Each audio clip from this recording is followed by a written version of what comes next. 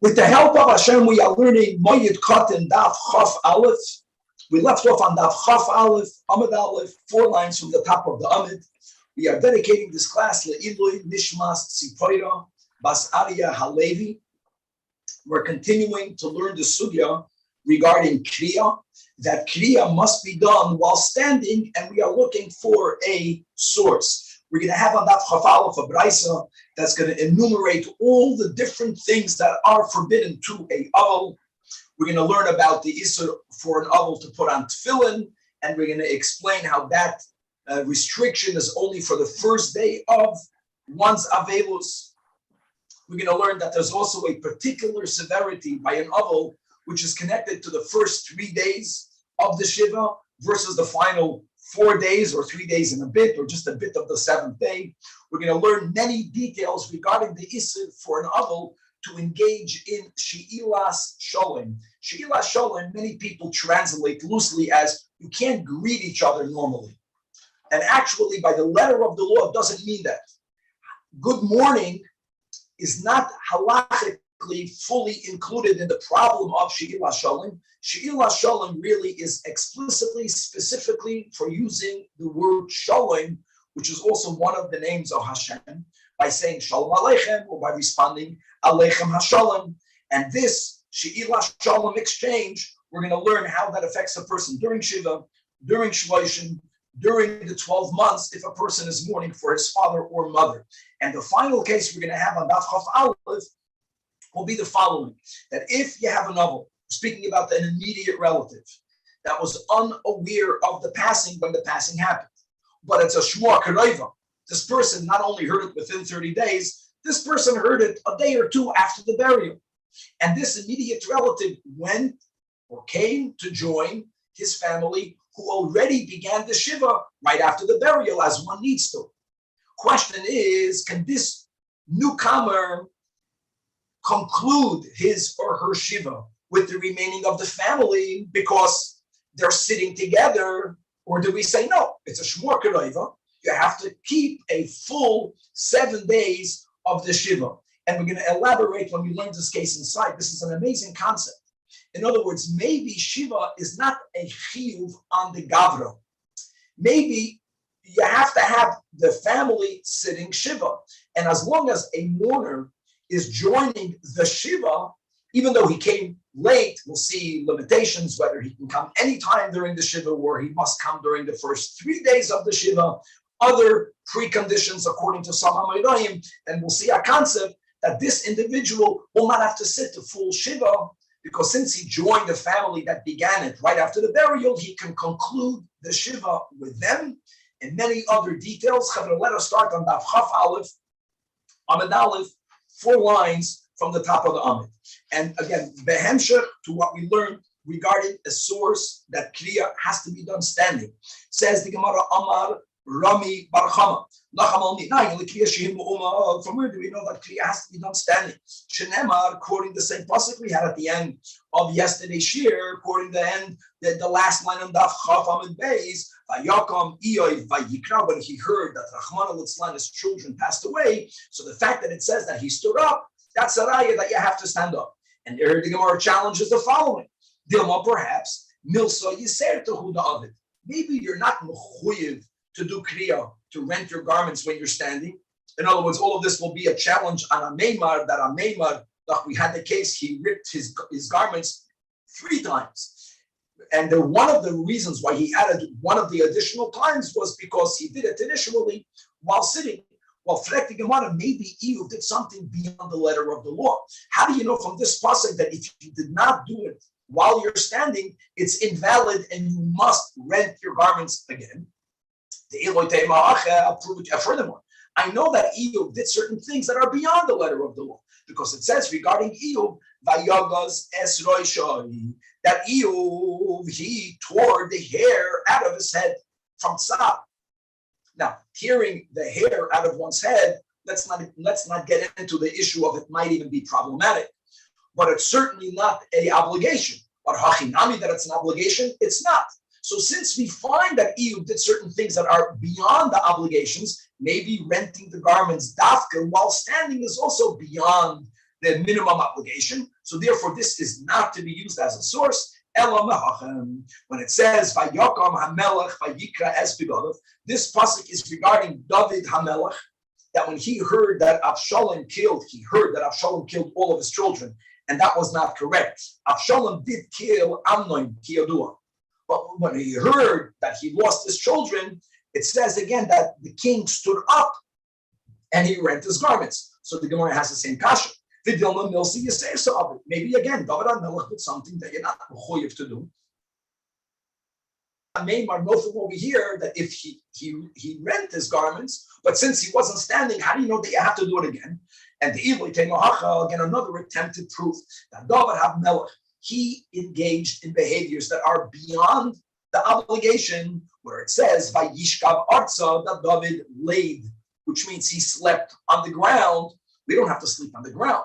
There is an obligation, as it used to be, to turn over the beds. But here, this is beyond turning over the bed and sleeping on the other side of the bed, but not on the ground. But Hachinami, is everyone mechuyev to sit on the ground? It's not true. But Hatanya, we learned explicitly in Abraisa. Now, I know, my friends, that in our Gemara it says the word Yashav. But there are many that correct that the Braisa actually says Yashan. Then it mamash fits. The Braisa says that Yashan al gabe mita. If a mourner, right, didn't overturn the bed, which is what you're supposed to do, all he did was he took off the mattress and he slept. It's called today the springboard or the ropes that we learned about just in the previous Masechtas. Or if he slept on a chair, or if a mourner slept al gabi udiyane gedoylam, some sort of large mortar. In other words, he made himself uncomfortable, or al gaba harkarka, or on the ground, says the Braisa mikulum lo yatsi yedei chavase, that he didn't fulfill his obligation. Now, what obligation are we talking about? And Rabbi Yochanan clarified that what does the Braisa mean? Shalekiyim kfiyas hamita. Up until the times where the Jewish people decided that we're no longer going to engage in kfiyas hamita, like we mentioned, one of the reasons is because there was a danger that the Goyim are going to suspect the Eden of practicing sorcery.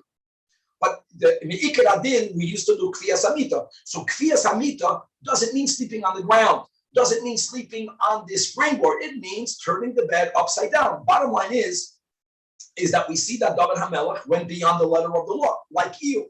So it's not a proof. So the Gemara says that's not correct. That Amalei, when it says in the pasuk that King David slept or he laid on the ground, it doesn't mean he laid on the ground.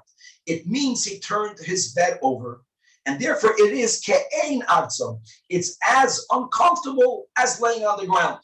David HaMelech, therefore, didn't do anything that you see in scripture that was beyond the letter of the law. And therefore, we're going to say that when it says Vayakam Hamelech Vayikra Es Begodov, that is the letter of the law, and that is the source that Kriya must be done. Dafka while you're standing, to the point that if someone did Kriya while sitting, they have to redo it, as was the story with Ameimar. Tana Rabbanan says the Gemara we learned in the Braisa, and we're going to use the version without the letter Vav. The Braisa is going to enumerate that Elu, the Vadim, Sha'aval, Asur Bahem. Number one, Asur the Malacha. Rabbi is not allowed to engage in Malacha. Very important to have the clarity that Malacha here does not mean what it means. Hilchas Shabbos, Hilchas Yantav, Hilchas Chol HaMoed. Malacha means physical, strenuous labor, or it means even if it's not strenuous, if it's not a davar ha'aved, we'll get to more details later, then he should not have that work done if the business belongs to him. Now the arhitatim, if it's something that is going to be a loss, then he can engage in it, at least try to minimize it. Again, we just mentioned that it's common practice that people that are in Avelus, they would write a document gifting their business to someone else during the days of the Shiva. But there is a very generic issue that they're not allowed to work. Number one, Ubechitza, they may not bathe. Ubesicha, they may not anoint themselves. Ubekashmu Shamita, they may not have marital relations. Ubeni'ilas Asandal, they may not wear leather shoes. And now let's come to the limitations regarding learning Torah, but also Likres Torah. They may not read not Torah, not the Vir, not Ksulim, nor the Lishnois, Mishnah, to learn Mishnayos, to learn Midrash, to learn Halachos, to learn Talmud. So in other words, the Braisa was written before the Gemara was written, but still, then when they learned Mishnayos by heart, they added all the explanations that was later compiled into what we call the Talmud. So people had it by heart, but they had the Talmud. They may not learn the Gemara, nor in Agadat, Uba Agadas. However, here we go to exceptions. If the Aval was someone who gave classes, he's a Magid shiur.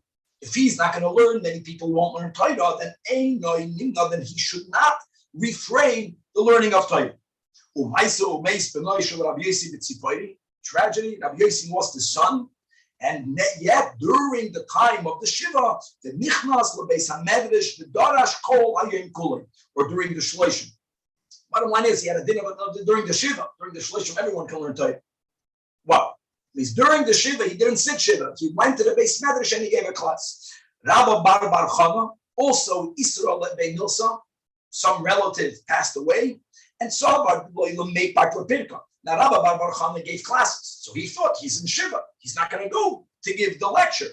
Amalei Rab Chanina, it's not true. He quoted the Baraisa that we just learned, that Im Hoyer Rabim Tzrichim Loi, that if there is a need for the public, because he regularly gives shiurei Torah, Einoi Nimna, then he should not refrain, and he told him to give a shiur during the Shiva.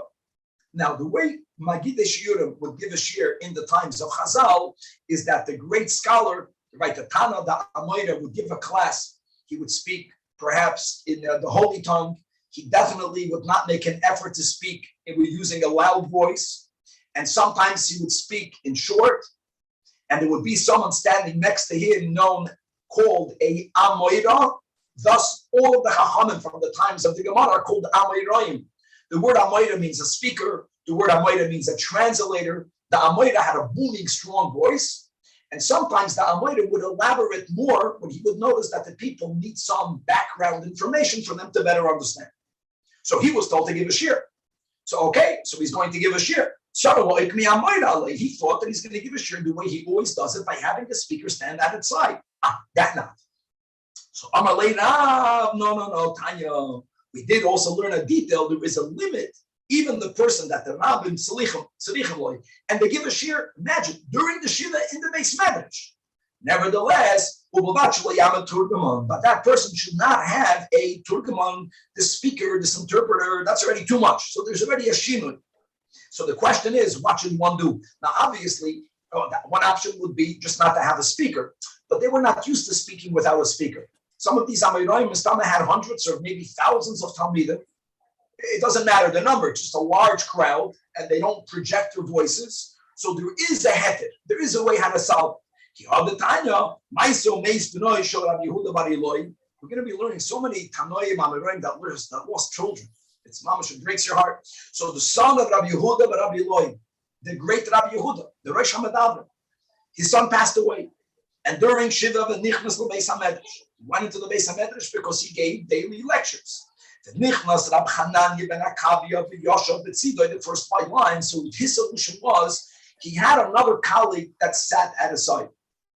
The Wachashu Rab Hananya ben Akavia, Rabbi Yehuda ben Rabbi Eloi, he spoke softly, the way he always spoke so softly, because they had the speaker.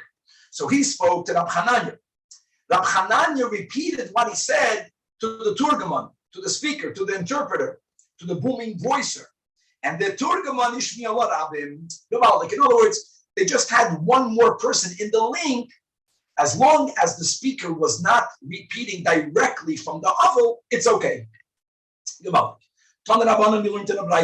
second white line. Avel, Gimel, Yomim, Harishainim, for the first 3 days, Asur, Leoneach, Tefillin. Wow. For the first 3 days of Shiva, and Avel may not put on Tefillin. Now we're going to learn, if I'm not mistaken, on Daf Chav Gimel, in 2 daf from now, not next daf, but in 2 daf from now, the laws of an oinen, which is these immediate relatives, prior to burial have a status of an oinen, or in the plural, aninus. That's a period in which they don't put on tefillin. And here we are learning that even after the burial, they started the days of Avelus. For the first 3 days, they don't put on tefillin. Privately or publicly? Oh, very good, Kevin. So just to make it clear that we don't paskin at all this way, that if there is a restriction, we're going to go to those who hold that it's only for the first day. And even in the first day, nowadays, it's only not put on in public, but they put it on in private. But let's begin learning. I want to add a very interesting Yerushalmi that gives one of the many insights about the 3 days. There are many halachas in which the first 3 days of mourning is considered more severe. And that is that the neshama, okay, the Alter Rebbe clarifies this in Tanya Nigeres, Chav Zayin. So you have the nefesh, ruach, and neshama. Let's speak about the 3 lower. Nefesh, ruach, and neshama. The nefesh always remains with the body. The ruach, the neshama goes to Gan Eden. The ruach can be here and be there. It can be down here, it can go up. And it takes a while for the ruach, or generally, using the very generic word, for the neshama to say goodbye to its body. And even though after the burial, it's free to go up, it doesn't want to. And in many cases, it hovers, it stays near the body for the first 3 days. So the Yerushalmi says, what's the 3 days? That physically, after 3 days, the body begins to decompose to the point, I know it's just relatively a little, but it's decomposed enough where the neshama understands that it's not coming back to this body before Tchiyas HaMesim. That is when it leaves. It's amazing. And once the neshama begins to go to Gan Eden, once the neshama goes up, it's not such a serious mourning. Since the neshama already begins to find its new home. The neshama is very sad during the first 3 days because it wants to be here, but it can't. And so we mirror, the Avelim mirror that sadness by having this highest level of mourning down over here. Very interesting. Okay. Now here, guys, we have to be in a diet. Here it says for the first 3 days you can't put on tefillin. So normally you would say from the 4th day on, but the Brisa doesn't say that. The Brisa says from the 3rd day and on. What's pshat? Mixas hayoim kekulei. So even this most chamor opinion that speaks about the Isur for 3 days, it doesn't mean 3 full days. It means the day of burial. And by the way, the day of burial doesn't have to be a full day. If the burial was before Shkia, 5 minutes before Shkia, right, and there were some, they took off their leather shoes, so they began to practice mourning, that's day number 1. Day number 2 is a full day, and day number 3 would only mean the beginning of day number 3. The beginning of day number 3.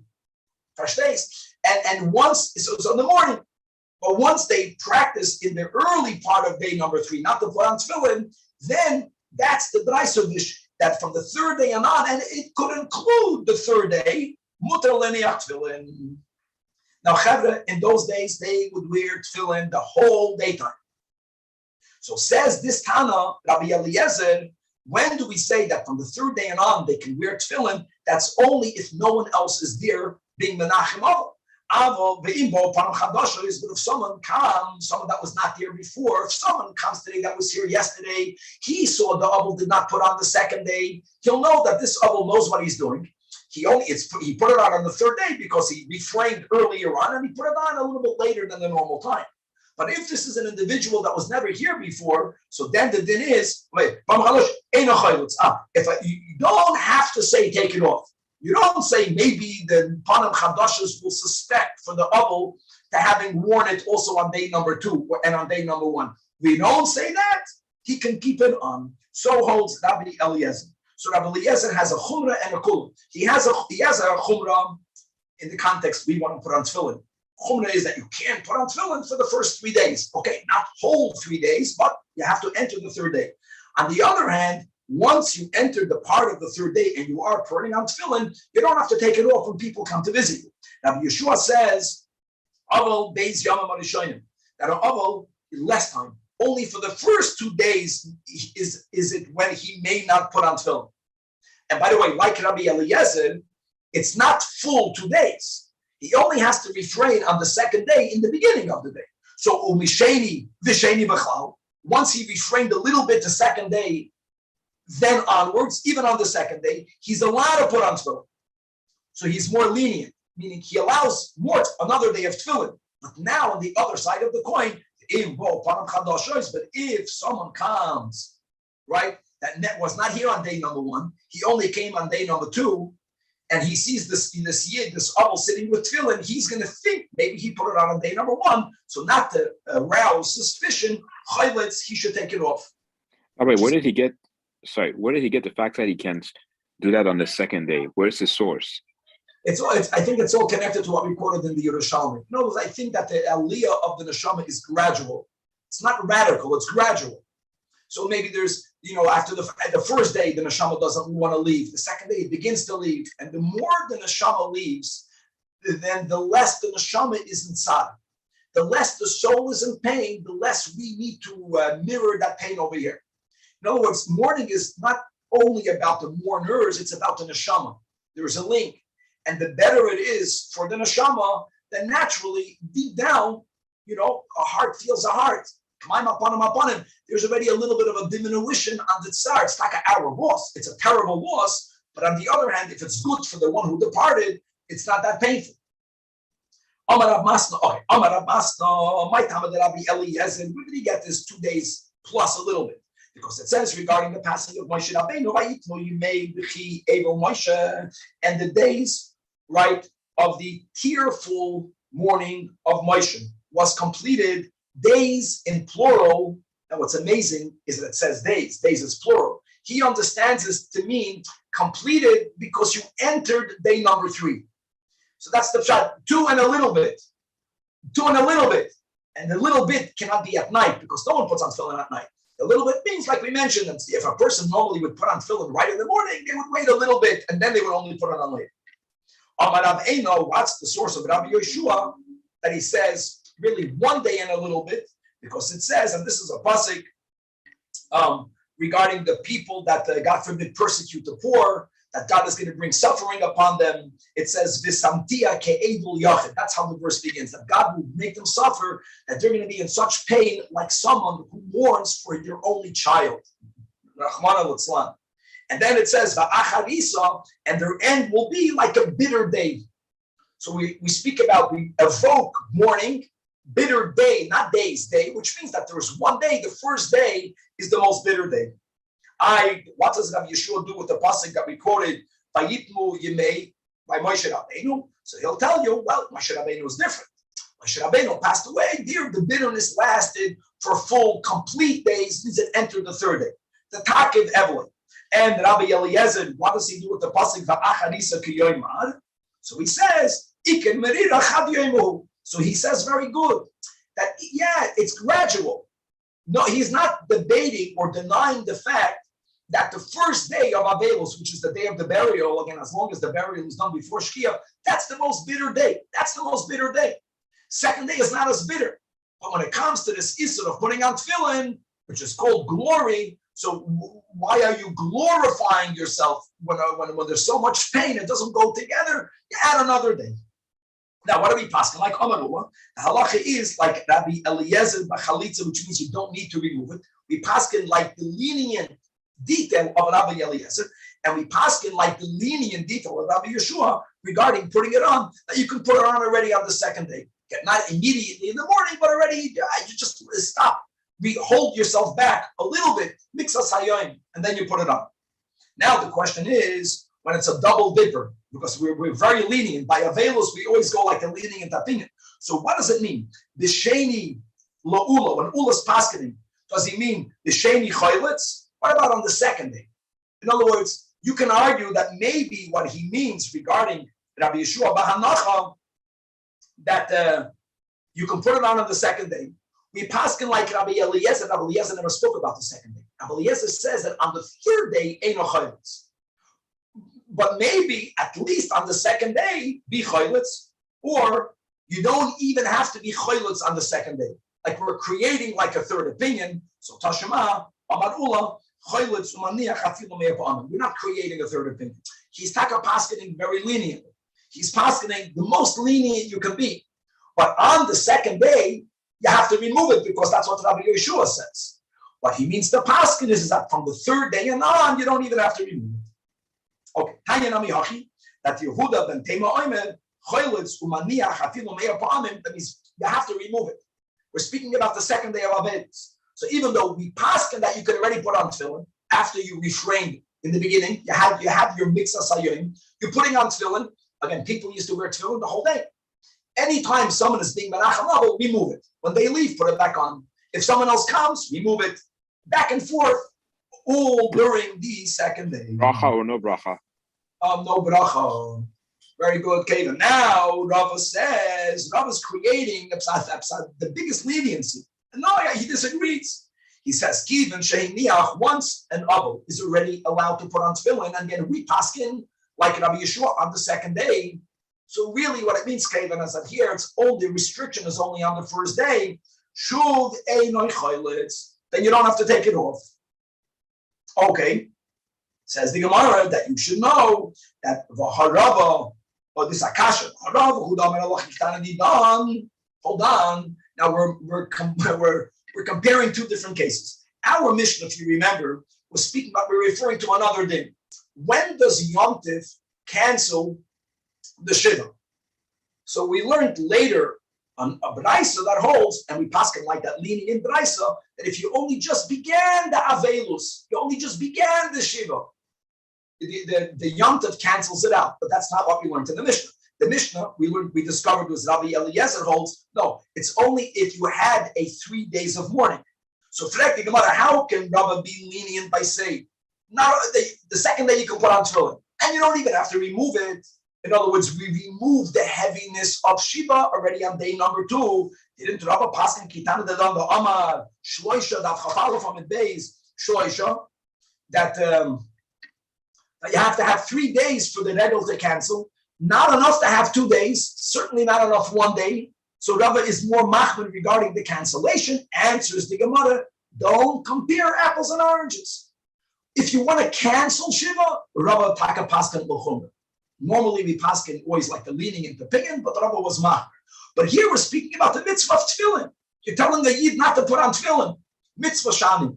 And let me just say the bottom line is, Kevin asked before regarding tefillin of a mourner, that the Rebbe told many people before the burial, if and when all of the hachanas for the burial was already made, as we'll learn, we're going to learn again on Daf Chav Gimel the laws about Ninus, but the underlying halachic reason for why a oinen is basically exempt from all the positive commandments, including putting on tefillin. No, it's not only he doesn't make a brach, he doesn't put on tefillin. But that's only because we want him to be focused like a laser on the only task at hand, which is to make sure the burial happens and the way we want for it to happen as soon as possible. Once all of the arrangements were made and there's nothing else for it to be done on the Oinanim, then we met, not everyone. Some of us will put on tefillin as well, even by Aninus. But coming back over here, Me'ikar Adin, as we see, an Oinan Mechal doesn't put on tefillin, and even the leaning into opinion will hold that an Abel only puts on tefillin on the second day, but we have in Shulchan Aruch that an Abel will put on tefillin on the first day, but he'll only do it in private. Okay, weiter. Abel giving Yom Marishanim. Again, this differentiation during the Shiva itself between the first 3 and the latter. It's not really 4 because the 4th day mitzvah sayoim, but it's the night and the morning. So Abel giving Yom Marishanim is also the malach. Furthermore, if this person is so poor, he doesn't have what to eat. Now, the tzedakah will give him money, but he doesn't want to live off charity. Even he may not do any malacha for the first 3 days. Wow. It's only bikan ve'elech. It's only after 3 days may the ani do malacha, because the ani doesn't have what to eat, and even that only in private. And similarly, a woman, we're speaking about in those days that normally women did not work. So they had the status of a poor person. And their livelihood came, this is just Dibar HaKasav B'Haiva, they would spin, they would make threads, they would make garments. So that's something called Bitsina. Bitsina means something that you do on your home. So a woman, again, not the first 3 days, is Toiva, but Pelach B'Sech Beisam. All right. For the first 3 days of their Shiva, they may not go to another house of mourning. You have 2 Avelim in a community. Can they visit each other? So here again, interesting. Yeah, but not during the first 3 days. But listen to this. When they go, so what position do they take? Because you normally have the consolers, you have the ones who are the minachamin, and then you have the mourners that are receiving the condolences. So even though this Abel is going to someone else's home, he sits with the mourners because this person is in their Shiva. They don't sit with the consolers. They don't say the words Hamakim Menachem, which is Keminig by us Ashkenazim, or Menashemayim Yirachamu, Keminig the Sfardim. Ella, the Abel visits, so it's nice. He's going to offer by being there, but he sits b'mekoyim hamisnachamin. He sits with that other family. Tanach in another place. Abel Giliyam for the first 3 days. Here we start again with many details. She'ilah Shalom. That Amar writes explicitly, Safra the Mother Tov in English. Good morning is not She'ilah Shalom, even though people beyond the letter of the law, those who are learned, won't even say that. But Me'ikir Adin, She'ilah Shalom, there's something unique and special by using the word Shalom, Shalom, when you greet someone. Just Shalom Aleichem, Aleichem HaShalom. Let's focus Me'ikir on that. That Avil for the first 3 days, Asur B'She'ilah Shalom. And as we'll see clearly, both it means he may not initiate, nor may he even respond. So guys, being that again, we don't even say good morning. But if someone tells you good morning, not you, if someone tells Avil good morning, this gefelach to respond. Every case is a case, but we'll see details because they might get insulted. Now, Shalom, you may not say. If they tell you Shalom, as we'll see, you explain to them that I'm not saying Aleichem HaShalom because I'm in my Avelis. Mishloisha va'ad Shiva, but from the 3rd day and on, here again, whenever we learn about 3, we will always use the concept, the rule of Mixasayim Kukulai. So 3 means the 1st day, which is also just a little bit if it's before Shkia, the full 2nd day, and the beginning of the 3rd day. From the 3rd day and on until Shiva, until the end of the Shiva, make sure you respond of the Ein Shoyel. You don't initiate. Become the Elach, which means after Shiva, even though you are in your Shloshim, someone is in the Shloshim, Shoyel Meshet Kedarko. Remember this Braisa, reflecting him on Shloshim Yamam Arashayim, Asur B'She'ilah Shalom, not to initiate, not to respond. The Hatanya, it says in Braisa number 2, Maiso Mesu Balam Shal Rabbi Akiva Machatana. Now, actually, many hold that Rabbi Akiva lost 1 child, so therefore the version must be Benoi. Be that as it may, when Rabbi Akiva was mourning for his child, or Bana for his children, Nichnusu Kol Yisrael V'Hispidum Hesped God. Here, everything is in the plural. So they, the children's, were eulogized by a tremendous amount of people. And B'Shas B'Tirasan, and when people left because they were going to the burial after the Hesped, Amad Rabbi Akiva al Safsel. Rabbi Akiva got up, al Safsel Dal. He stood up on a bench. He wanted for everyone to hear what he's saying. And V'Amad, that Achenu Beis Yisrael Shimu, my brethren, listen. Afilu Shnei Banim Chasanim. Now the sons that Rahman al-Atzlan passed away were single. And that's the biggest tragedy for the parent. Even a greater tragedy is if a child is married. So then the parents are mourning and the wife is mourning and maybe the children are mourning. So Rabbi Akiva says, even if there would be 2 married sons, right? Menucham hu, he would be consoled. See how careful he was, Rabbi Akiva? Like Bris Kriselas Fasayim, right? Like we learned above, he meant himself. He was trying to say that even if there would have been a greater tragedy, the fact that so many people came to show up, he was very moved by that. He says that he, meaning Rabbi Akiva, would have been consoled. But he understood never to say that on him, God forbid. Menucham hu, he would be consoled. This will cover Chasisim. Now he understood that the kavod that was given not for his sons, it was given for him. But Rabbi Akiva understood no one is coming to Rabbi Akiva because his name is Akiva. They're coming to him because of the Torah that he learned. In other words, they demonstrated the kavod for Torah. And that's a chus for his sons, that his sons, post facto, they wanted to live. But since their passing brought about such a public demonstration of kavod HaTorah, that was a chus for his sons. And that brought him, that gave him a lot of consolation. And Machal the Inyan, to participate in Alavayan, he never, what did we learn? We learned how many people is enough people, right? Kayotze Mitzrayim, Kiflayim. If you have 1,200,000 people coming to a Hesped, then there's enough people. If not, we're Mavakel Talmud Torah. The biggest chus is to be part of any part of a levaya, of a eulogy, of a burial, v'chuli. So he says, Bishvil Kovit Shasisem. I know if you would have come for me, no one would have come just for Akiva. Harikam Akiva Bashur. Why did all of you show up? Because you know that Toiras Elikav Beliboy, that Rabbi Akiva, he was speaking about himself. It's because of the Torah that he has in his heart. And how beautiful. Just having Torah in your mind doesn't deserve that much covet. It's better than nothing. But how much greater is if the Torah doesn't stay in the head, if the Torah goes into your heart. So therefore, we're kolchem, sheschartem kaful, and which is why you have a double schar. Wow. And then he tells them, so he was very moved. And it's, in other words, it's a merit, the demonstration of the kavod HaTorah. And that's the beauty when you make a eulogy and you speak about the midrash toivois of the person, of the nifter, of the nefteres. There's an upside to this. I know it's not our meaning, but the beauty is that you're explaining why are all these people gathered to give kavod for that behavior, for that good midah, and it's machabed God and it's machabed the Torah, and the more people, the greater. And all of that becomes the schus of the person who passed away. But here's the kasha. Rabbi Akiva concluded with the words, L'chu livotechem l'sholem. Yeah, like we learned in Bracha, it's not bisholem, but l'sholem. But here, now this is in the first 3 days. He wished them the word, that's the key, shalom. Answers the Gemara, that's different. Because there were so many people there.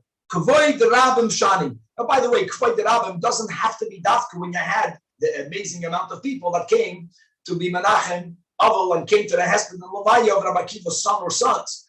Could be a Rabbim only means 10. Doesn't matter. The point is that when the Braisa says that during the first 3 days you may not even respond, that's when it's an individual, not a Rabbim. Right. It says in the Braisa, nations you can respond. But the Eina Shoyel, you cannot initiate. Mekan be'elach. Mekan be'elach means even during the Shloshim. Shoyel u'meshiv kedarkoi oigaval. Means you can even initiate during the Shloshim. That's a problem. We're going to call this now Braisa number 2. It says, you didn't get a chance to be Menachem Av. He's your friend. And Chol Yisrael Chaverim. So what do? Says the Braisa that if you met him during Shloshim, so even though you missed the mitzvah of doing Nichma Velim while they were sitting Shiva, so what? They're still in the Shloshim. Medaber imoy tanchomen, which means you offer the general words of Hamakim Menachem Eschem, and therefore juxtapose, since you're being Menachem Avol, the Eina Shoyel B'Shloimah. You don't say Shalom Aleichem. You see, that's the contradiction. Here we're saying that in the Shloshim, there are restrictions for She'ilah Shalom. But let's keep on learning Braisa number 2. After 30 days, even though you never offered the person Nechumen, you don't offer Tanchum. It's too late. It's after Shlosh. Meise Ishtoi, another din, and again, more details will be on Daf Chav Gimel, that if a person's wife passed away, then Nasa Isha Acheres. Now, normally we will see that a person has to wait for 3 Yomim to pass to marry, not Edusin, to marry another wife, but there are exceptions. There are exceptions. Just give you one exception. If a person has very young children, then they are allowed to get married right away. The Gemara is going to tell us a story of someone who proposed to a second wife during the burial of his first, after she was buried when he was still in the cemetery. I mean, that's really pushing it.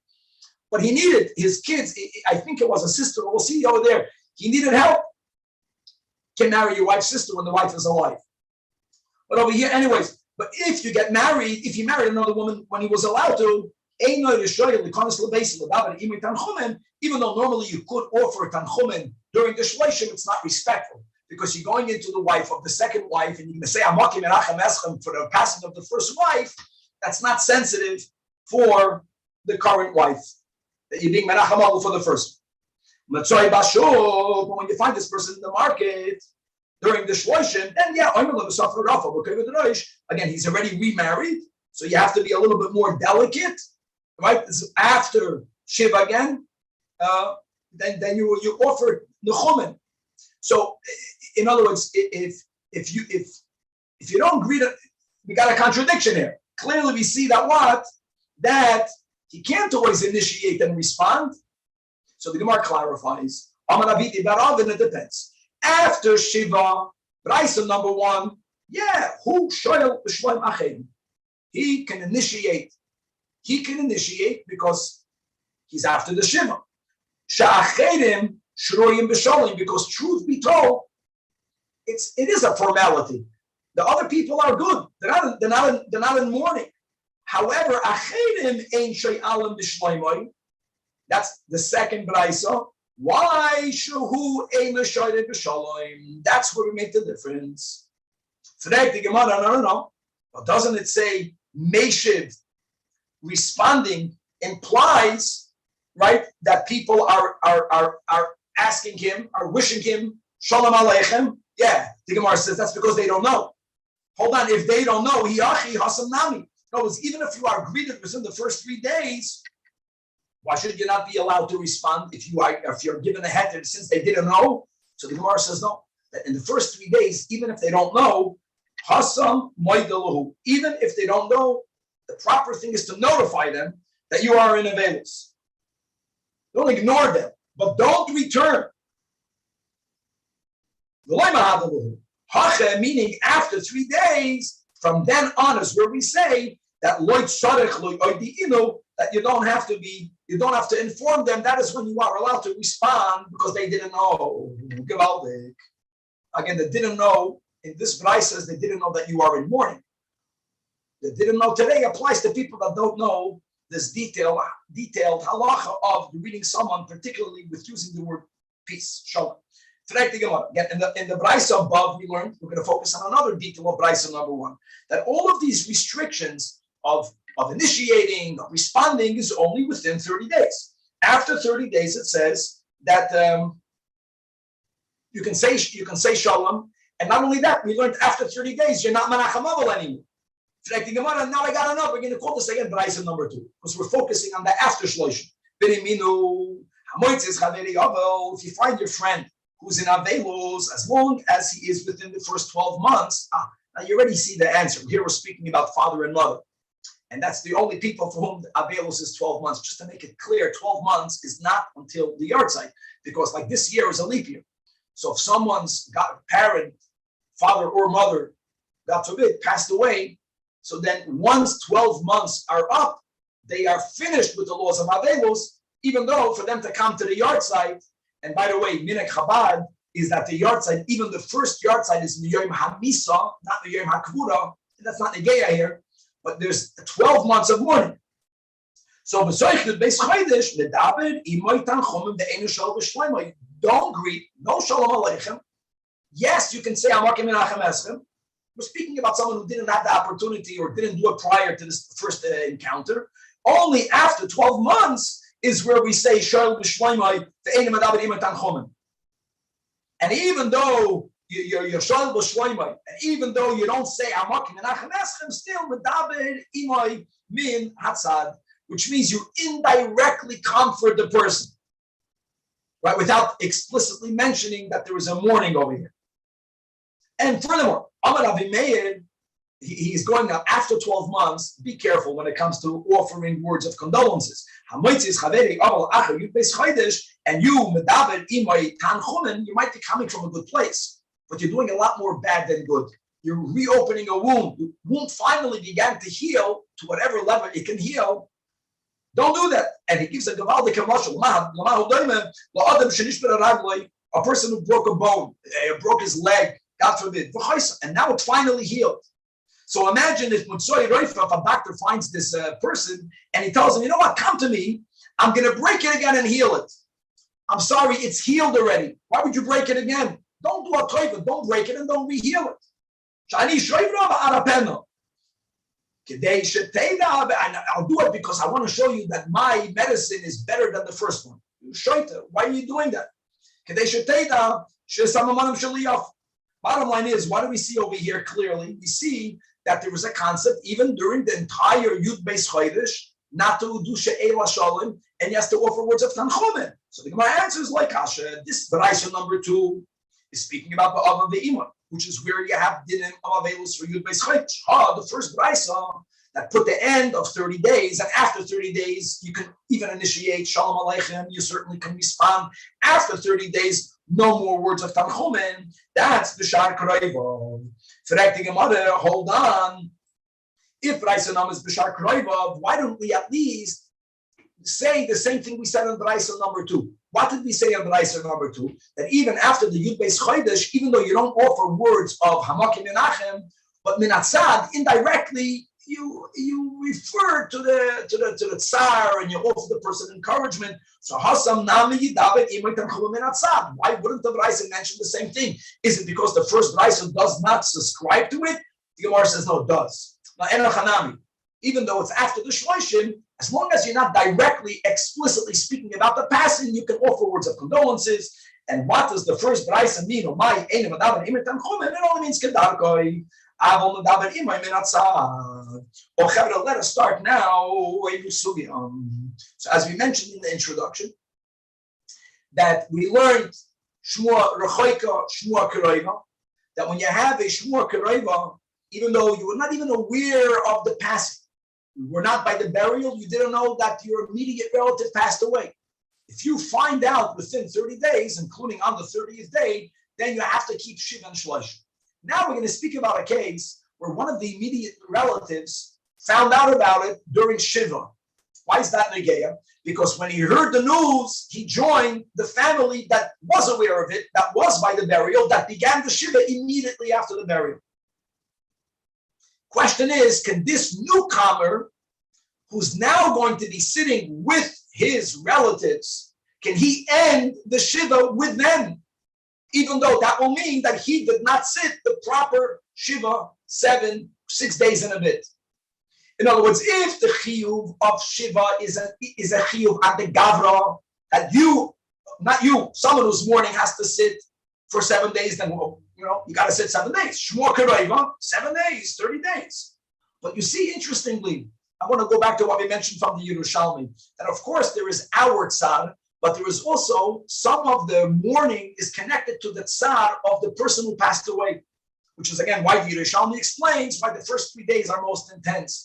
And he speaks about the neshama's ascent. Once the neshama, to a certain degree, makes peace that to this body as it is, they cannot return anymore, it began to deteriorate, that neshama begins to go up. So once the neshama begins to go up, there's less tsar that the neshama is experiencing, and therefore this person has less tsar. So it's not on the person, it's about the neshama. And the neshama, again, it's gradual, stays still connected here during Shiva. After Shiva, when we make it L'chaim, the neshama has a big Aliyah then, after the Shiva. So maybe since you joined the family, you don't have to sit the full 7 days. Interesting. So let's begin the sugya, and we're going to continue this the next time. Tanach Rabban, right? We're 6 lines before the bottom of the Am. And this first opinion makes 2 preconditions. When is it that a newcomer, Taka, will not have to sit the whole 7 days? Number 1, Avel Gimel Yomim Harishonim Ba Mimakim Karev, right? The first wide line. He came within the first 3 days. And what's also important is that potentially he was only 1 day's travel distance or less. Tosfos tells us that what's called a close place with 10 parsas or less, which is the most that people travel in 1 day. In other words, since this person was, if he would have found out, he would have been able to come even on the first day, even though he didn't, and he came within the first 3 days, then he doesn't have to keep a whole Shiva. He's included in the group.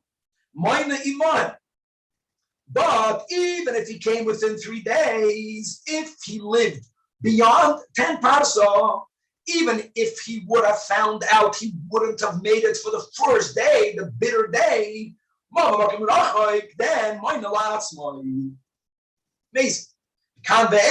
If he arrived after 3 days, second wide line, even though he came mimakim karev, again with 10 parsas or less, since it's after 3 days, in other words, you have to have 2 conditions. Number 1 is you have to come within the 3 days. Number 2, you have to come from a nearby location. Again, potentially you could have come had you known by the first day.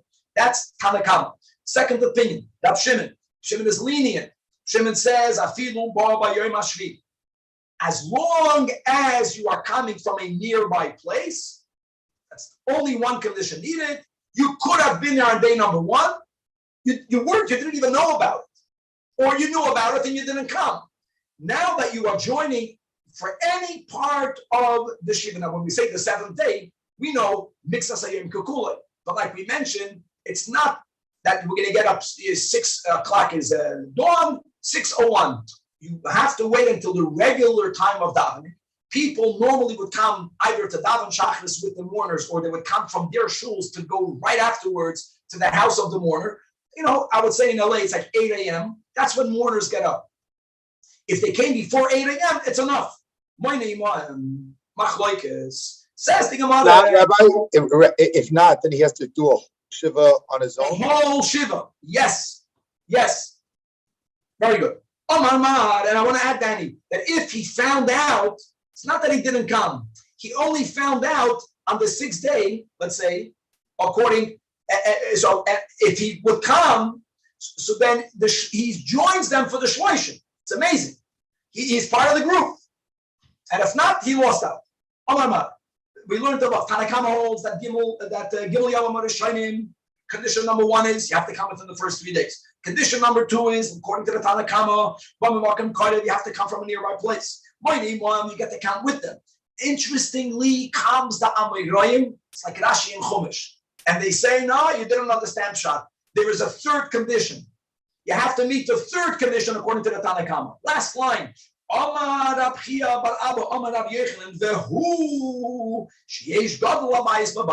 This opens up a freilich can of luxury. What goes on over here?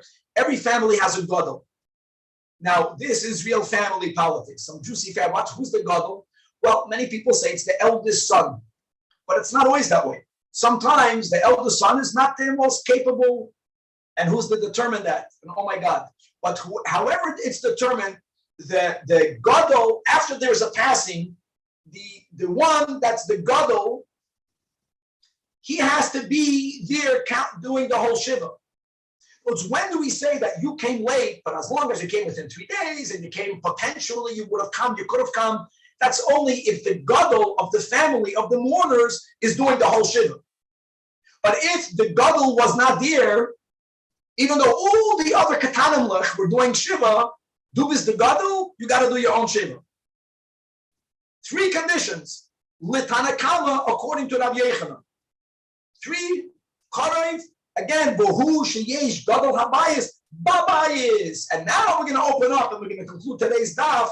Now we're going to add another detail.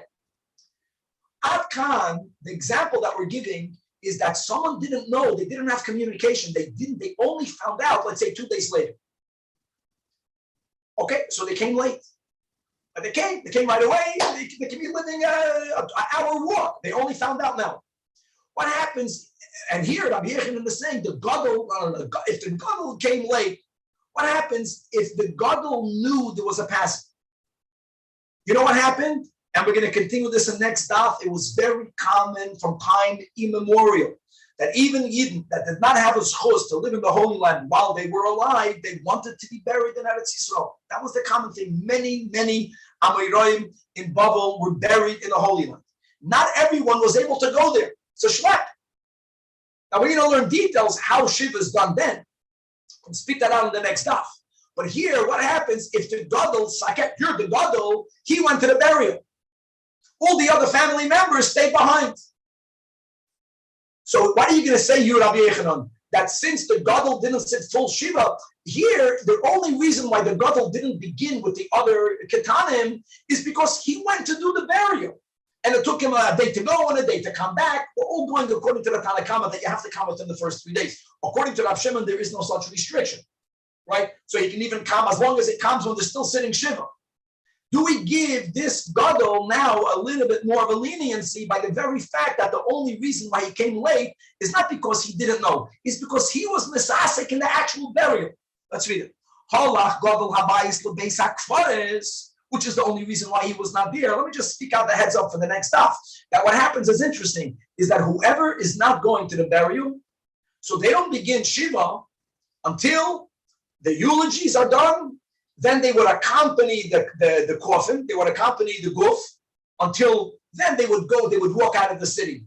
Today it's common that, I remember when my grandmother passed away, so she had the chance to be buried in the Holy Land. So it happened to be that one one of her children were unable to go there for medical reasons. So everyone else went. They went to the airport. There you accompany the goof, when it leaves the place of the hesped. And then she went back home. The moment you turn your back from the hesped, that's when Shiva begins. Whoever's not going to the burial, it's whenever they finish giving the final covet that they are giving in their local city. So the Katanim went back home. They're not going. The Gadol went to the Beis HaKvaris. Mahu, that's the question. And the Gemara answers, Tashima, Domar Rabbi Chia bar Abba, Amar Rabbi Yechanan. Afilu halach gedoil habayis lebeis HaKvaris. The din is, Moine imahem, he will count with the other mourners. No, the afilu goes, even though he's not here, and Rabbi Yechanan is the one that says, you're the Gadol, you got to do your Shiva. No, we have a leniency because you were not there because you were being misasek with the covet, with the burial. Now the problem is Rabbi Yechanan, the great Rabbi Yechanan, is an Amayra. How can he say you're quoting me at Rabbi Yechanan at Moine Imam Nava Hatanya? It says Beferish and Abraisa Moine La'atzmoy. So the Gemara says, yeah, because the Braisa is following the sheet of the Tanach that you have to come within 3 days. Don't forget that the third precondition, which is amazing, that's not mentioned in the Tana, it was only added by Rabbi Yechanan. Again, the Tanach, you have to come within 3 days. So it clarifies the Gemara that when it says that when Rabbi Yechanan says that you get join them, the Asa the Goy to Lasa, the senior, the Gadol, however you'll call him, that's when he gets to, so to say, join and sit less than the Shiva, personal. The Braisa is the Loy Asa the Goy to Lasa, and we'll stop over here, and God willing, to be continued. Okay. Yeah, thank you, Rabbi. Right, we're running. With the help of Hashem, we are learning Moed Katan, Daf Chav Beis. We're dedicating this class to Le'ilu Nishmas Tzipayra Bas Arya Halevi. We left off on Daf Chav Beis Amud Aleph 6 lines from the top of the Amid. We are continuing the sugya. Number 1, amazing, that if a immediate member of the person who passed on, someone who's chayiv to mourn, if they found out late, but when they found out, they arrived to the Shiva house. So we had a concept in a Brais on Daf Chafal from the days that at times they don't have to sit their own full Shiva, even though they found out within Shloshim. So it's called a Shmua Kereva. And by a Shmua Kereva, the halacha is that the person has to sit a full 7 days and then go until the Shloshim with all of the halachas, not from the day of death, and not from the day of the burial, but from when they found out, since they found out within 30. However, if they found out during Shiva and they joined the Shiva home, so then the Tanach holds that you have to have 3 conditions, and then you don't have to make your own Shiva. Number 1 is you came within the first 3 days, and number 2, you came from a physical location where you were within 1 day's travel or less. Had you found out, potentially you would have been able to come on day number 1. Rav Shimon actually is more lenient, the Talmud Rav Shimon, and he says, no, you don't even have to come within the first 3 days. He does agree to the precondition of you being near. You have to be within 10 parsa. If you were within 10 parsa, you didn't come, you didn't know. Or for whatever other reason. But you could have come theoretically. If you come anytime during the Shiva, you're good to go. Step number 1. Step number 2 comes along the Gemara and says that Rabbi Chia bar Abba, in the name of Rabbi Yechanan, adds a 3rd precondition. And L'chura, let Rabbi Shimon a 2nd precondition. That when can a newcomer join the current Shiva sitters and conclude with them if the Gadol of that family was sitting the whole Shiva? But if the latecomer is the one that's considered the senior member of the family or the most important member of the family, and many other opinions how to define the Gadol Shiva bias, no, then this Gadol has to sit his own Shiva. And the Gemara further clarified the next case was, but if the Gadol traveled to the burial itself, which is why he didn't begin, then he could join them. And as the Gemara finished to clarify, he could join them as long as the Tanach is coming within the first 3 days. That will be, we're going to continue learning that sugya. We're going to continue to learn when the Shiva begin. And these are the words. Shiva begins from sesimas or setimas hagoylel. Machloikas, very important machloikas. Rashi Tosfos what that means. According to Rashi, it means from when they close the top of the casket.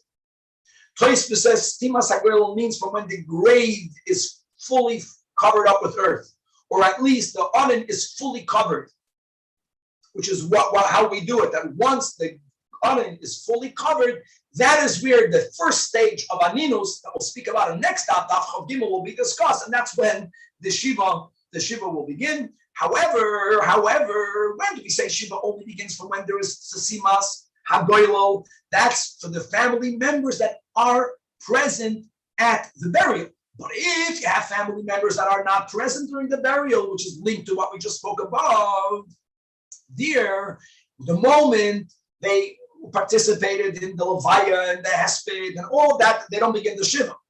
Normally, if they are not present by the burial, that was because the burial is in another city. Just an example, if that would be the case. So, and if the burial is happening, Lamashal, someone lived in Babel and they're being buried in the Holy Land. So the halach yelech, the way it used to work is that the people that were not going all the way to Eretz Yisrael, they would accompany the body until it left the city. They would walk out of the city. The moment they would walk out of the city, then they would turn their backs to go back into the city. The moment they turn their back, the moment they are facing their home and not the oven, that is from when they begin their shiva. We're going to have a brayso that will tell you all of the distinctions between the halachas of burying and mourning one's parents, father, mother, versus all the other 5 close relatives. We're going to add another detail of a way we externalize grief, which we don't do today, right? We spoke about kriyas hamita. We're now going to speak about choylets.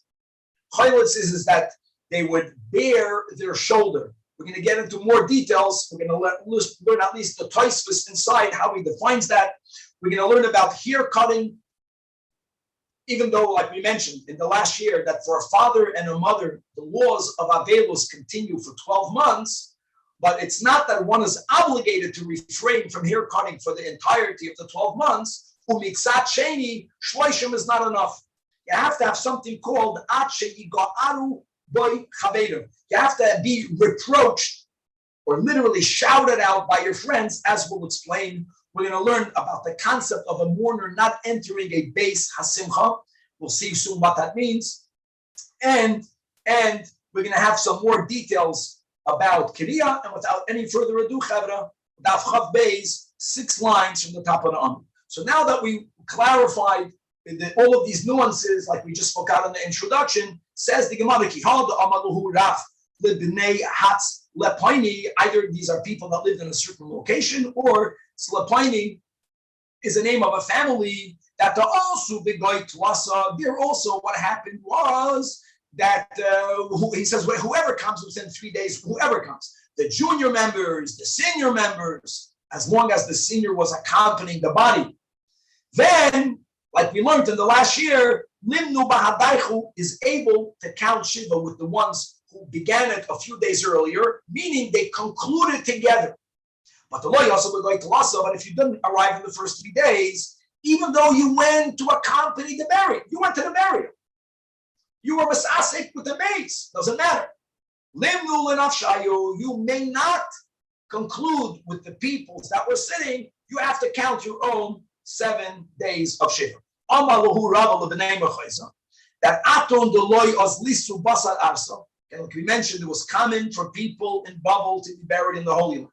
Not only that, it was like the normal practice. Do all of the family members go and accompany for the burial? So the people in Mechayza didn't have that many. They wanted that when there's a passing, the Nifta or the Nefteris should be buried in the Holy Land. But the normal was no one went there. They stayed. So since they're not going to the burial, even though Shiva again normally begins, like we mentioned, after there is this Timas Hagoylo, Rashi, L'Shitosoi, L'Toisvis, L'Shitosam. So he says, since they're not going to the burial, so from when you turn your faces, Midbava da Abua, from the gates at the entrance of the city, because they would all be Malava the maze out to outside the city. They would exit the city, they would turn around, then Aschilu Minu, that is when you begin counting, which could be many days before the Stimas HaGoyel. It's really amazing. Many days before. Especially those days. I mean, the Rambam was buried in Tiberia. How long did it take? I don't know. For the Rambam to get from here to there. But it doesn't make a difference. I mean, today you have cases where, I know in Brazil, at least a while back, if someone, God forbid, passed away Shabbos, it was impossible for them to be buried before Wednesday. When my father, all of a sudden, passed away, I began Shiva Wednesday. And all of his brothers, they began Shiva Sunday afternoon. From when they were Malava, my father to the airport. Okay, says the Gemara. We learned in the Brayso above that Rab Shimon is more lenient. The person who came late needed to be within a day's travel, according to the way Tosfos explains it. But he doesn't have to come on the first 3 days. Rab Shimon Omer afilu baba yom hashvi, as long as he's coming, comes the final hour. He came the 7th day, right before Shabbos. You're good. He sits, and that's the end of the shiur. Amar Rab Chia bar Gamda, Amar Rab Yosi ben Shaul, Amar Rebbe.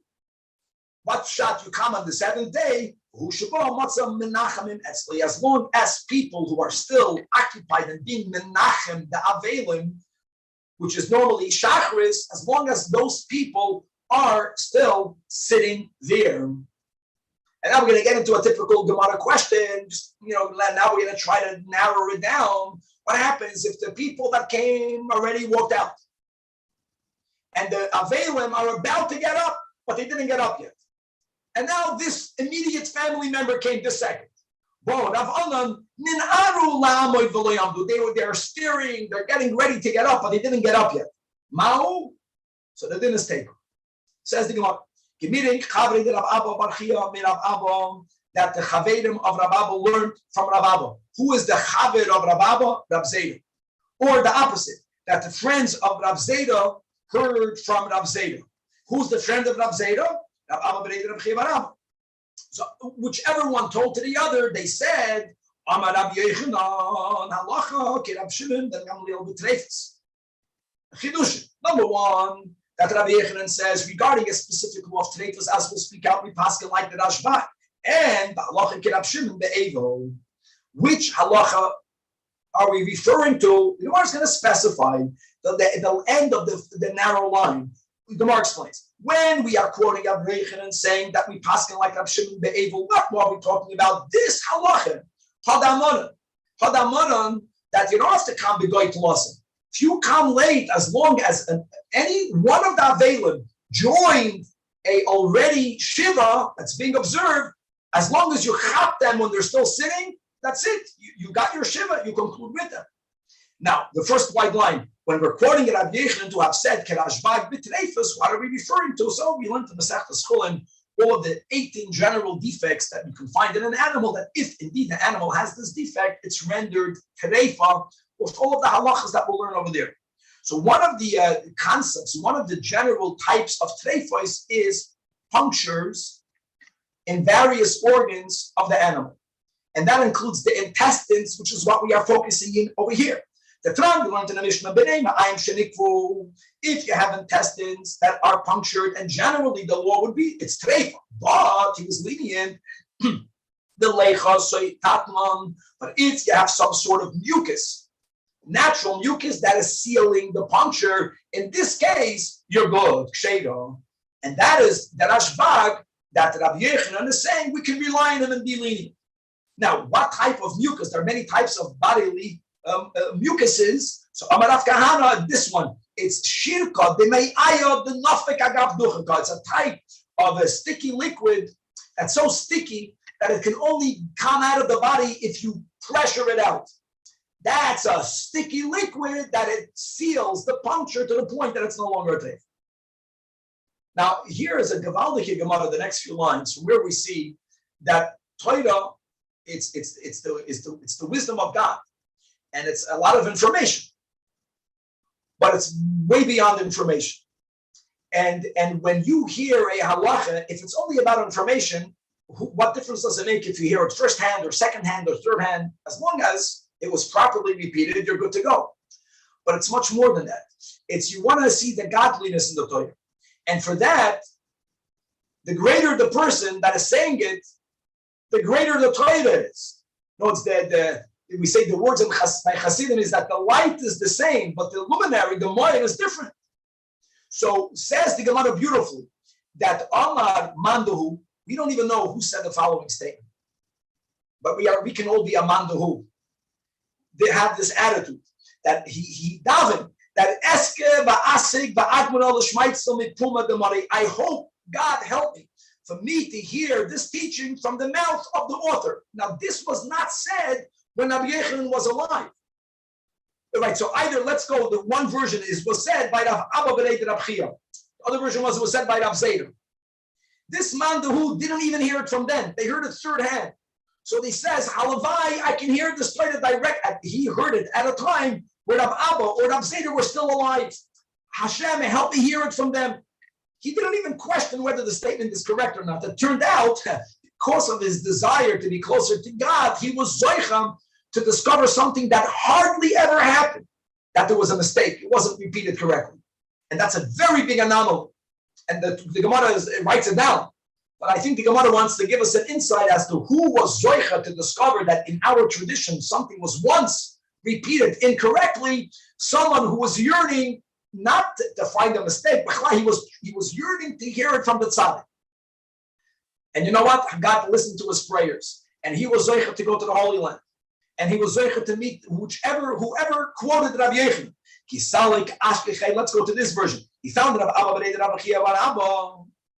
And Omar lay, and he says, I heard something in your name. And he began to tell Omar, the master said, I heard in your name that you said, right, that Rabbi Yochanan said, that halacha kirash bag betreifus. In this case, it was repeated wrong, 180-degree wrong. So, this was an opportunity. So here, this version of Abba B'nei Rav Chia tells this man who, no. I quoted Rabbi Yochanan by saying, "Ein halacha amri." Now that was great. Now we found out the emes. So now we heard that there was a mistake. So, I heard you also saying that we paskin like Rab Shimon ba'avel. Did you say that? So he said, no, I never said that. It's a machlekes tanoim. Plutaninu. And indeed, the Itma Rab Chizda Amar that halacha, like Rab Shimon, v'chein Amar Rabbi Yochanan halacha, but Amar Rav Nachman ein halacha. In other words, this quote was correct, but it was incomplete because he wasn't only quoting Rabbi Yochanan because Rav Nachman paskin that we don't paskin like Rab Shimon. We got to be more machmer. That if you come after 3 days, you're not good. You got to keep your own shiva.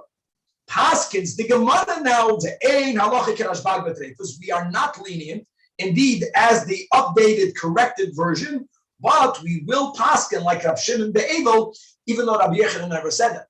Rabbi Yochanan Fakir reminded us that it's a machlekes hamayroim.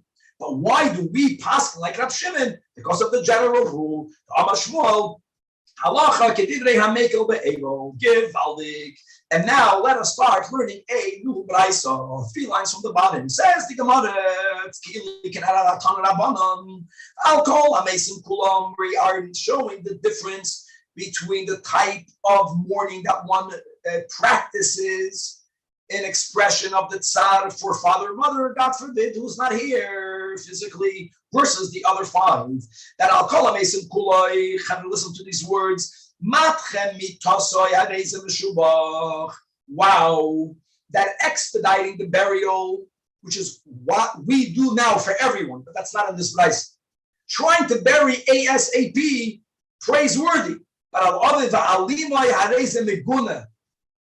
and we don't pass it like this.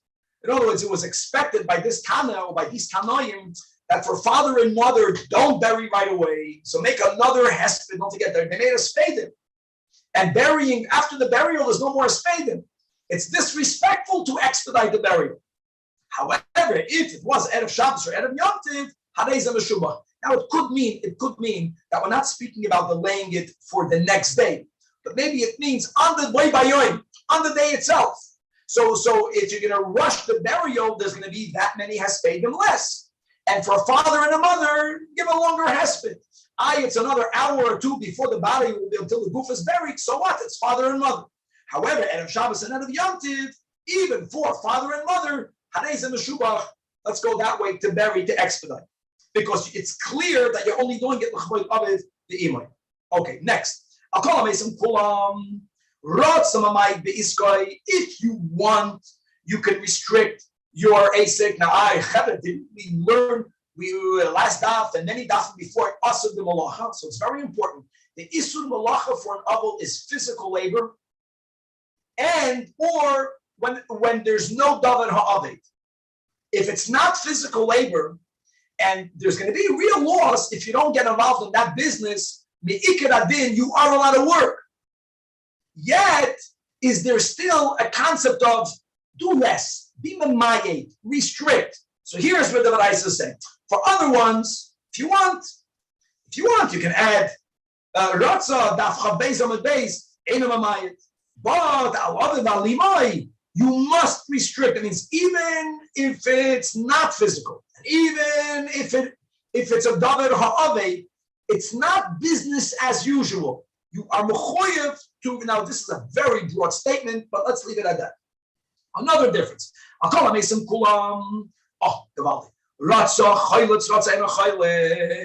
So let us learn. Actually, listen to Rabbeinu Hananu. We didn't learn Rabbeinu Hananu. Let me again. One of the dinim, strange for me. It's not done today. Again, because the goyim thought it's kishuv, or there's some here. The lashon is the goyim would laugh at us. Chaylitz means, according to the Rabbeinu Hananu, is that since we rent our garments, kriya mitzvah kriya, they would put their arm and their bare shoulder through the cut of the garment. In other words, they would walk out, they would sit the shiva with a bare shoulder. Look inside. By me, it's the Rabbeinu Hanan goes under the Gemara. So the first line under the Gemara. Perush choylitz. Choylitz means to bare the shoulder. Chalitzas kase. How did you make your shoulder uncovered at all? Moitzi yodoi mitachas hakera. You would put your hand through the tear in the garment, and the nim says, so your shoulder is bare. Why don't we do it nowadays? I think the lashon here is because the goyim were laughing at us. It bothers me because who cares? If the goyim laugh, I don't. But we don't do that. When we swing chickens, they don't laugh at us. Or very good. That's what I'm saying, Danny. I remember when I was sitting shiva for my father, Chaim Vosner of blessed memory, came to me. I was asking him about these dinim. Why don't we do Kriyas Hamita? I was saying, it's let the goyim think we're doing Kishuv. What do we care? Let them think. All right, right. So here, that by Kriyas Hamita was a threat for the Jewish people, because they were thinking we. So I added those words here because I have no other solution. It doesn't say. It says that they think we were practicing Kishuv. Okay, Yakid, I stand with what I said. So there was a certain danger. Laughing here, clearly, the lashon is that I don't know how many years ago, maybe in the era of the Goinim, maybe in the era of the Rishonim, that we stopped doing this because the Goyim would laugh. Let them laugh. The beginning of Shulchan Aruch is not to be impressed by other people's laughing at you. Anyways, choylitz, ratza choylitz, ratza eino choylitz. However, valimai choylitz, and the ma'aseh b'gadol hador. Echad shemeis aviv. And this mourner, who was the Gadol Hadar, was going to do chalitza because you by your other than imay, you bury your shoulder. However, ubikesh Gadol Hadar acher sheimay lachloitz. There was another Gadol Hadar with him, and Gadol Hadar number 2. If he would have witnessed Gadol Hadar number 1 bearing his shoulder, he also would have bared his shoulder. So therefore, Gadol Hadar number 1 didn't do it. We're going to clarify this. Because bearing your shoulder, like we just mentioned, it's a dishonor. You're dishonoring yourself. You're going out there, it's bad enough you're not cutting your hair, and you're not washing properly, and you're not laundering your clothing. It's very dishonorable to go out. So the Gadol Hadar number 1 felt that since if I will do it, they will do it, I'm not going to do it. And by the way, Yakir, you see, I think from these sugyas in the Gemara, you see already that they could have been lenient. They found a reason to be lenient. Now, who were these 2 people? Says the Gemara, like this, that the number 1 Gadol Hadar, the one who lost a parent, was Rabbeinu HaKadosh, Gadol Rebbe. The other Gadol Hador that was with him was Rabbi Yaakov bar Acha. That's version number 1. Version number 2, which will be difficult. Version number 2 is the Gadol Hador that lost a parent was Rabbi Yaakov bar Acha. And the Gadol Hador that was with him was Rebbe. And the Gemara has a great question now. Makes sense. No, Rabbi Yaakov bar Acha was the one who lost a parent. And why did he refrain and not do the bearing of the shoulder? Because he didn't want for Rebbe to bear a shoulder. It's just it's not and if that means I'm not going to do chachayim, it's not at the end of the world. But according to the man the Amar, that it was Rebbe that was the Gadol Hador that lost a parent. Guys, let's remember that Rebbe's father was Rab Shimon ben Gamliel. Shimon ben Gamliel is the Nasi of all the Jewish people. When the Nasi passes away, everyone has to do chalitza. The story doesn't make sense. If the one that was with him was Rabbi Yaakov bar Acha, so Amay Nimna, why did the Rebbe refrain by not doing chalitza? His chalitza or not should have no bearing whether Rabbi Yaakov will do chalitza, because Rav Shimon ben Gamliel, who's the father of Rabbeinu HaKadosh, is himself the Nasi, and V'kula Alma is chayv l'nachlatz because the Navi passed away. Wow. As great as the question is, it's not a tiyufta, but kasha. Baita. Now we're going back in the Brais. Morning is 30 days. After 30 days, you can take a haircut. People will trim, they can trim after 30 days. But for father and mother, he has to be reapproached or shouted at. I want you to know that there's a tshuva of Rav Moshe, because we mentioned that Ramah speaks about 90 days or 3 months. They're not exactly the same, but there's something in that neighborhood. And that's, by the way, that's our minhag. In Chabad, you wait at least the 3 months or 90 days. Rav Moshe was making. Rav Moshe said that if it's common for you to take a haircut once a month, he held, then for father and mother, wait another month, 60 days. He says the reason why we had then the concept of 90 days is because people would take it a month and a half. That's very relevant. In other words, it's doubling the normal amount of time. Okay, let's leave it at that. According to Rav Moshe, our minhag is 3 months, but it's not enough for 3 months to go when you're taking a haircut. For father or mother, Avelus is 12 months. For you to take a haircut, someone has to tell you it's so unkempt. The nukshay, take a haircut. Next. These are big topics, but we're going to go through it quickly. Then nichnas l'beis Mishnah. What does that mean? That you are allowed to enter a house of celebration. Now, there's so many opinions. Let's follow just one mahal. We're not speaking about entering. We're speaking about eating. And there is a huge difference. We can be a lot more lenient. Like, for example, going to a chuppah. Today, we're a lot more lenient because you're not eating versus sitting down and having the suda. Let's follow the many Rishonim that even though the words are nichnas, they explain nichnas means you cannot, you can eat. When can you eat? But prior to 30 days, you can't eat during the celebration. But Allah of Alimai, no, it's not just the 30 days. Prior to Yud Beis Chodesh, you may not eat at a Beis HaMishnah. Now, the other big topic is how much of a Mishnah is a Beis HaMishnah. So let's see, the Gemara at least will open up. There are different types of houses of celebration. They're not all the same. And these are his words, which are very enigmatic. He says either but or meaning simchas mereus. Simchas mereus means a celebration of friendship, which is not as high or as great as a celebration, which we would call a celebration of marriage. Now, what he means when he says Simchas Mereus, let's read inside Shitas Rashi. Rashi is 5 lines from the top of the Amud. Simchas Mereus. So Simchas, again, a celebration of friendship means and by the way, they would make rotations. Like there's a chevra. So once a month, everyone would make a fabrengen. And it's your turn to come, to make it, to join it. And have a simcha kolkach. Avol su'uda the simcha going to the suyin loy, which is a shocking statement. Rashi holds that even for other people, Rashi says, even not Ava Ve'imai, after 30 days, you can only go to a Simchas Mereus. Says what? So what? So that means that you're telling me that there's some residual mourning for the Yud Beis Chodesh, even not father and mother. Says the Gemara Meisvei, they challenged. It says in Hebraic, so Ula Simcha, Ula Mereus, their limit is only 30 days. There isn't, if it's not Ava Ve'imai, there is no beyond 30 days. Kasha. Amazing, Kasha. Now, I want to tell you that by the Rebbe, we saw mourning for the whole year for his wife.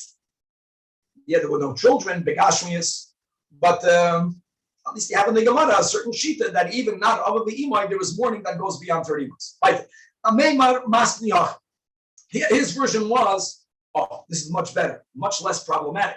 That even though we learned that for not father and mother, mourning is only 30 days. And what's the nafkamina? After 30 days, only after 30 days can you go into, let's say, eat at a marriage. You can eat even at a wedding, but that if it is a gathering that's joyful in nature, but it's not an asuyin, but not all simchas are the same. By the way, I want you to know that in halacha, again, we're speaking theoretically, many people are more lenient by a bris. And and I'm talking about eating, because there's tsar by a bris. It's what I don't show halal. Because there's different types of a base hamishta. Don't compare all cases to the same. Frek the Gemara, according to this the second version, did we not learn in the Braisa l'simcha shloishim u'lemereu shloishim? For both of them, you have to wait 30 days for Shar Kodevim. Here the Gemara has an answer. When do we say that you have to wait 30 days? Ba'adi susam, meaning if you want to be the initiator, let's say we are our chavre, we're chavedim, and we're making a achlata that's simply to celebrate our friendship once a month, once a week, I don't care. On a rotation system, I'm going to make 1 week, you're going to make 1 week. So if a person is within 30 days, they shouldn't begin it. But if that cycle began already, now it's their time to do their part, then they can do it. It's almost as if they're looking for an excuse. They enjoyed other people's monies. Now that they have to out of pocket put together the fabrengen, you don't have a way of getting out of it. Paranusa doesn't mean retribution. It means here that you're paying your time. If it's your time, if it's the reciprocal time, then you are allowed to host it even during Shloshim, because it's not the level of joy like a Nisuyim. Weiter in the Braisa. Let's go to Kriya. How much do you have to rent? Only one tefach. So if you're beginning the tier very high up, and you're not yet above the location of one's heart, you got to tier further down. And by the way, by Kriya, by all Shara Velam, we rip on the right side, and for father and mother, God forbid, that's when we rip Taka on the left side, Al Liboy. Amar Ababo Micro meaning, how do you know the minimum is a tefach? Because it says regarding David HaMelech that Vayachazei David B'Gadav Vayikorim, that he grabbed onto his garments and he tore it, and we have a chazal, the Ein Achiza Pachos Mitefach, which makes sense because when you grab with your tefach. That's Tzadachiz. Next, even if a person is wearing 10 shirts, you only have to rip the top one. Only meaning you would argue that you don't have to rip all the way down, but rip the roif. No. Only one. And which one? The Elyahu, the outermost one. Now, by the way, the outermost one will not mean a jacket is called a lavush Elyahu. But sometimes people would wear like a raincoat. That's not called lavush Elyahu. That's something that you take on, you put off. However, you rip all of them. All of them, we don't rip the talus cotton. And we don't rip the undershirts, the people that wear upside beged directly on the body only to absorb sweat. But other than that, that's what we do today. You rip, people wear jackets, you rip the jacket and you rip the shirt. However, if one has a kerchief and they would put the kerchief around their neck, that is not ma'akev, meaning you don't have to rip that. So you're not ripping all of your begadim. And we do consider the kerchief a beged. You know, Kiyidu, the Alter Rebbe. The Rebbe once said that there was nothing lacking for the Alter Rebbe during the Sipur when he was incarcerated, leading up to the miracle of Yutas Kislev. Because for the Alter Rebbe, he had God with him, and the Baal Shem Tov came to visit him. And even Big Day Shabbos, the Rebbe said that the Alter Rebbe took his kerchief and only wore it for Shabbos. So a kerchief is considered a beged, but not for this halach. Next, meaning that when it comes to Ava V'Ima, you got to rip all your garments. However, hold on, there's a modesty issue. Yeah, she rips all her garments, but not the way men do it. How does a woman rent all of her garments? First, you rip the lower garment, the innermost garment, and then she would somehow turn it around. So now the rent open part is on her back, and now the so Elyahu, now when you tear the outer part, you're not revealing her body. That's not our minig. Our minig is by women you rip one garment. You tell women that, God forbid, are going to a burial of a father and a mother that they should come with two begadim, to rip one and to have one underneath. Next, Bryce. I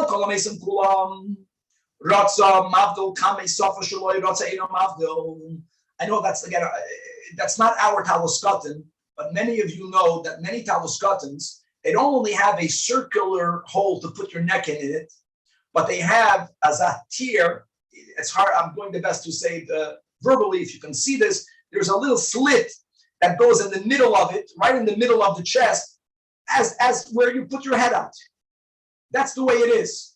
And there is a hem that makes it stronger that it shouldn't rip. And maybe Kevan, if you would be here, you'd find a picture. So can you rip that a little bit further down? Why not? Because it's not that apparent that you're ripping kriya. I know the slit was only down 2 inches, and now you're going to rip it another otefach, but it's still, there was the circular hole for the neck. There was already an opening. You made the opening longer. So indeed, for other mesim, if you want, mavel kamei safa shaloi, you can rip it in another location, at the right, which is what we do it, or no, that's a mavel. You have to.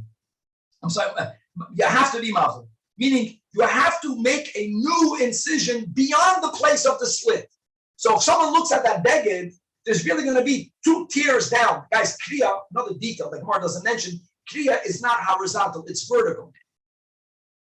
Okay, so there's already a slit, there has to be another one. Rabbi, question, is the purpose of the tearing for yourself or for the appearance towards other people? Very good. That's really the word. And I would say even for yourself, Rabbi Yaakov, even for yourself, if it's the less apparent it is, the less of a externalization of grief. Because I'm really ripping my garment. If I'm just extending a already existing slit, I think that quantity here makes quality. Let's go back.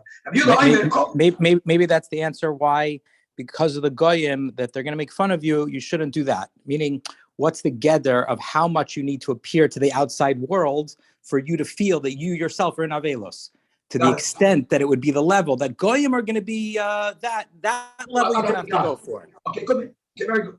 Very good. He disagrees. Tiflus means useless. He says, no, if there's a slit, I don't care that you are extending it. You got to make a new cut. Here's an ayah, because the pasuk that we quoted above, when it says Vayachazei, right? That's the begodav Vayakoren Lishnayim Karayim. It says very good. That's a great picture. You see, so that's the point. If you're going to rip that, whoever's watching here, the picture, that's just a picture of a nice Talmud Katan that has a already pre-made slit. So the question here, right, Aaron, is whether you can just extend it downwards. It doesn't look that you're really doing kriya as much as. And Rabbi Yehuda says everyone has to make a new slit because it says lishnayim karoyim. You get the double expression to 2 tiers. It says he ripped it. If it ripped it, every time you rip it, you have 2 sides. It's 2. So why does it have to say he ripped it and 2? Sheyidim karoyim kishnayim, because people taka have these slits. And dafka, because never is kriya just an extension of the pre-existing slit. Every kriya now you'll have 2 slits down the garment. Back in the Bryce. Kol amesim kulam People were poor. It was hard to get the government. So can you fix the garment that was torn? Now, when it comes to sewing back a garment, fixing it, shoilo means temporary stitches, however that's defined, and ma'acha means proper stitching, even though it will still be discernible, but you're making it as you are fixing the tear to the best of your ability.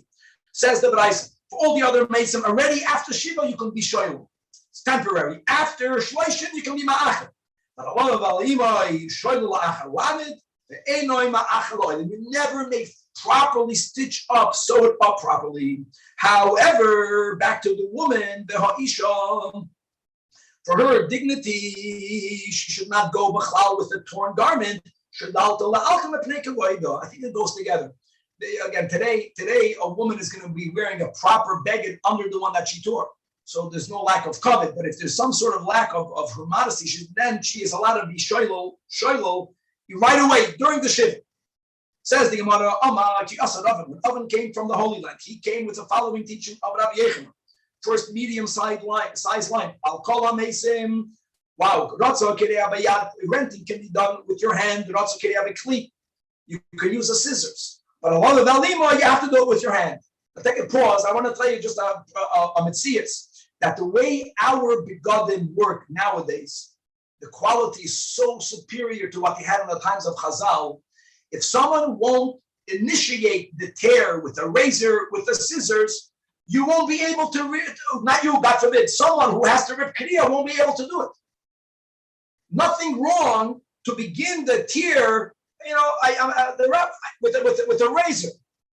It's not a contradiction, because what the officiating rabbi or a chabad, they're going to bring a razor, they're going to begin to cut the beged lengthwise, down, not horizontal, but vertical.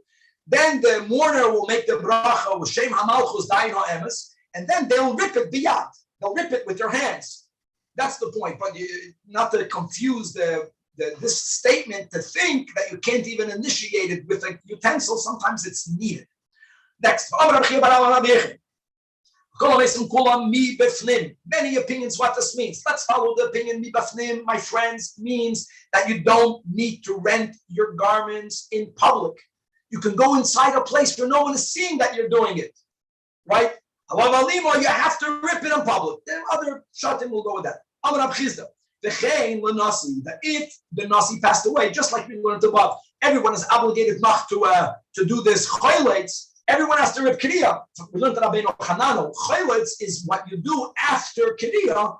It has to be done in public. Taking on a mitzvah, it says in the B'rais, this B'rais is speaking about people other than our 7 close relatives for whom there has to be kriya. So the B'rais speaks about your teacher, not the nasi. The Abbezdin, al-nasi. These are the 3 people. So says the B'rais that loyhushfu, that these 3, they that we just mentioned, they're not lo'aviv or le'imai, only regarding ichoy, that never can you be ma'acha. But for all the other dinim, they're not the same. Meaning, now that we said that for father and mother, you have to do it in public. If the nasi is not the same, so for the nasi, you don't have to rip it mibachutz in public. That's a kash. My lama filu nasi. Where says loy? That loy hushbu is only rabbi and the av based but not the nasi. Labar nasi says the Gemara Nesiya Shchiv. The nasi passed away. Amar leid Rab Chizda, either to Rav Chanan bar Rava or to Rav Nachman bar Ami. Listen to what he said. Kfei asisa v'kum Allah. Turn over a mortar. Turn over a utensil that when you turn it upside down, and now you can stand on a platform, everyone will see you. And ba'achave kriya la'almon. Bottom line is, for a nasi, rip it in public. How public? Get up on something tall. Next, al chacham chaylitz miyamit. For a chacham, chalitza should be done on the right side. Which again, my friends, according to Rabbeinu Hanano, that would mean that kriya is done on the right, as it's done for everyone other than father and mother. But al-av based in, be smile. Mamish like for father and a mother. And listen to this. And for the nasi, mikan mikan. Tana Rabbanim we learned in the B'rais, 3 lines from the bottom. Chacham shemeis. that when the Chacham passes away, Beis Midrashay Batel, Beis HaMedrash Batel, says Rashi, that the people that would normally go and learn in his Beis Medrash, they stop their learning, and for the entirety of the Shiva, they spend some time eulogizing him, which is another very important detail, that I know the eulogies are done prior to burial, but some of what should be done in the house of mourning is eulogizing. So there's a certain amount of limud Torah that will be diminished because his Talmidim should spend some time eulogizing him, and many Rishonim say, and it's not that they should eulogize him the whole day, and certainly not, God forbid, to waste time not learning. But it means they don't learn in the Beis Medrash, because we all know the joy of coming to a Beis Medrash. Part of the morning is that Chavrusa should learn privately. Next, Av Beis Din Shemeis. So now, Kol Bati Midrash should be Iroi B'Telem, not only the Talmidim of that Chacham, and V'Nechnasim LeBeis HaKnesses. Rabbi, Yes. do we rip Kriya for a Rebbe? When the Rebbe passed away, we ripped Kriya. And mourning is the whole business, or just Kriya? We mourned for a small amount of time. We sat down on the ground and we took off our shoes for 15 minutes, a half an hour. We were told what to do. That's for a real nasi. Okay. Now, Rabbi, teacher. So I don't know what people do. Let's go back to 2 lines from the bottom. Av Beis Din Shemeis, Kol Bati Midrash V'Ira B'Telem. And when they when they go to daven, they don't sit in their regular place. I'll tell you something. After my father passed away, it felt very difficult for me to come back to shul. You feel uncomfortable. So you walk in there and you sit in a different place. But no one should mistake and think that people who are sitting in the back and sit in the front. Zoisloy, Mizrach is Mizrach. Changing the place only means south and north. How funny is that? Hayoshim, some humor. Hayoshim with Safine, those who are sitting in the north, whether you're in the Hoicha fenced in the front or in the back. So you sit in the south. If you were sitting in the south, you sit in the north. And more than that, Nasi Shemeis, Bati Midrashis Kulum. First of all the Bati Midrashis, not only in that city. Number 2, Ubnei HaKnesses, Nachlasul Beis HaKnesses, V'koyim Shiva Yotzim, Bomba. Let's go with one Shita. That they don't daven with the minyan. That for the Shiva, they only gather on Shabbos for Kriyas HaTorah. Look inside Rashi. Believe it or not. The Koren Shiva B'Sefer Torah, because the Ein Mispalin Yachad B'Beis HaKnesses. That's when the Nasi passes away. Elokol Echad Ve'echad Mispalol B'Beisoi. And many understand in Rashi that since we are quoting this Abraisa, we're saying that the Koren Shiva, so we know that from Masechtas Megillah, that Shiva is only on Shabbos. It means you only gather for a minyan on Shabbos, only for Kriyas HaTorah. And they leave. So you're telling me the Beis HaMedrash is closed down. The Beis HaKnesses is closed down. Make sure, don't waste time. Spend time in quiet reflection at home. We'll stop over here, and God willing to be continued. Right, I have a time limitation, so we're going to make the next stop very quick, but it's very interesting. It's just very sad. It's sad that for our Kehillah, this is so real. Oh, you Gewalt. It's crazy how Please send our sincere love to you, Zvika. And Shlomo. And Shlomo, yes. 100%. All right, let's go. With the help of Hashem, we are learning Moed Katan Daf Chav Gimel. We are dedicating this class for our Chaverim, for Tzvika first, and for Shlomo Horowitz, both sitting Shiva, for one for the father, one for the mother. May the neshamot have an Aliyah. We left off on Daf Chav Gimel, Amud Aleph. We have 3 lines from the top of them. We left off the middle of a Braisa. And we're going to learn about how there should not be formal Torah study in the house of the Avel. Because it's not only that the Avel is not allowed to learn Torah other than the Dinim of Avelus and other exceptional parts of Torah. That if people are gathered in the house of the Avel, many times people say, the Avel is not here, the Avel went to rest. Let's give a shiur there. You're not allowed to do that. There may not be formal Torah learning in the house of an Avel. We're going to learn regarding after how long does one have to wait to get married, and as we will see, that you can only get married after Shloshim. You are allowed to get married after Shloshim, even if someone is an avol for father or mother. They can do Nesuyim after Lamed Yom. However, here, interestingly, where are we the most machmer? All of the dinim that we were learning until now was how father and mother's avelus is more chamor on many different levels. When it comes to remarriage, wife, and if someone's wife, God forbid, passed away, here and only here, not enough to wait 30 days. Aside of exceptions, a person has to wait 3 yomim tovim, however much time that will take, and only then can the person get remarried. Again, we'll see the exceptions when we learn the Gemara. We're going to learn in a brayso about mourning, not being allowed to wear freshly pressed clothing. In the times of Chazal, that was very similar to the general issur of laundering. But on top of that, they had a way of pressing their clothing that made it look like brand new. And there was an issur regarding this freshly pressed clothing, and we'll see that that goes for the whole shloshim. And the main topic, it's a small daf, is a big machlokes that went on. And it's interesting, we're not quoting names of Amoraim, but we're quoting large portions of the Holy Land. So we're going to have the Bnei Yehuda, the Judeans, the Yidden that are living in Yehuda, versus the Yidden that are living in the Galil. Sholish Medinos, as we know, we're speaking about 2 of the 3 Medinas. The Galileans had a machlokes whether during Avelus, whether you have to mourn B'dvarim Shabbos. Wow. And many were of the opinion that during Shiva, on Shabbos, there is mamish no Avelus, which means that a married couple can be together. And finally, we're going to have a lengthy brayso that's going to teach us the dinim of aninos, which is the heaviest, the most severe part of mourning, which is from the passing until the burial. We're going to learn the basic concept that an oinen is exempt from all of the mitzvahs haseh, even though an oinen is fully obligated to refrain from all of the shasal loisaseh. And the main reason for that exemption, like we mentioned 2 shiurim ago, is to make sure that the oinanim are fully focused for all of the many needs that have to happen for the burial to happen again, and importantly, to have the burial done in a timely fashion.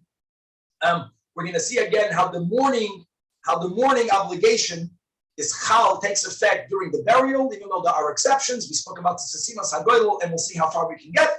Without any further ado, Chevra, we are on Daf Chav Gimel, Amud Aleph, 3 lines from the top of the Amud. Just for the people that are learning this in the morning, so this Daf will be posted, God willing, Monday morning. Okay, says, continuing the Brayse, that ve'ein oimrim shemua va'agada. How great is that? So we had the word Talmud 2 daf ago. The word shemua means Gemara. In the times of the Tanoim, not all of the oral Torah was written down. Sometimes they didn't even have the Mishnayos written down. And even if they had some Mishnayos, but whatever is beyond that which was written, that's called Shmua, that which they still needed to rely on what they heard. That you cannot, this means formally, shiur Gemara, we would call it. Here it's called Shmua, or Agadata in a house of a mourner. In other words, halachis that the mourner may learn, can still learn it.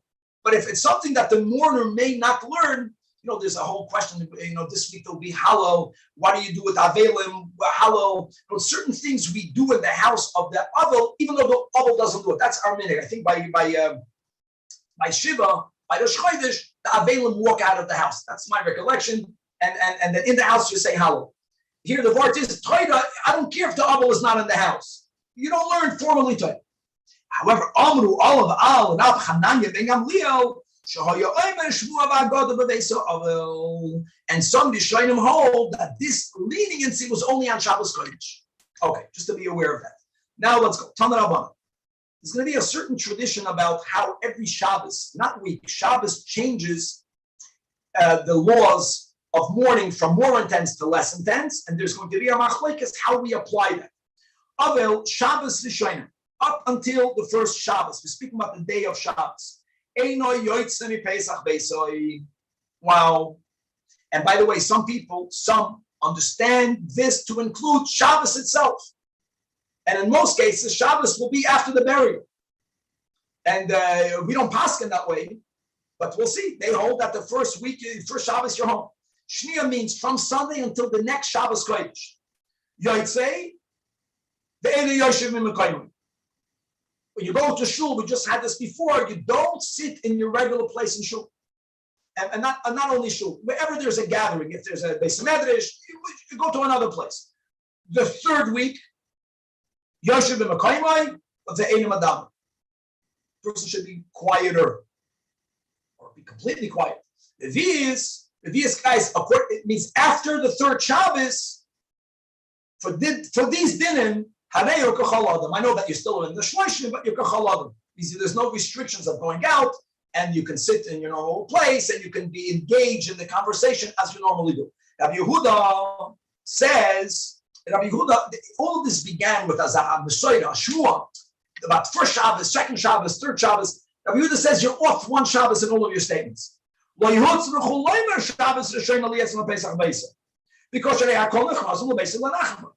Rabbi, is this dafka for parents or for anyone that you're sitting shiva? Anyone. It's amazing. In other words, you see here that during Shiva on Shabbos, they would not leave. So obviously you're not going out.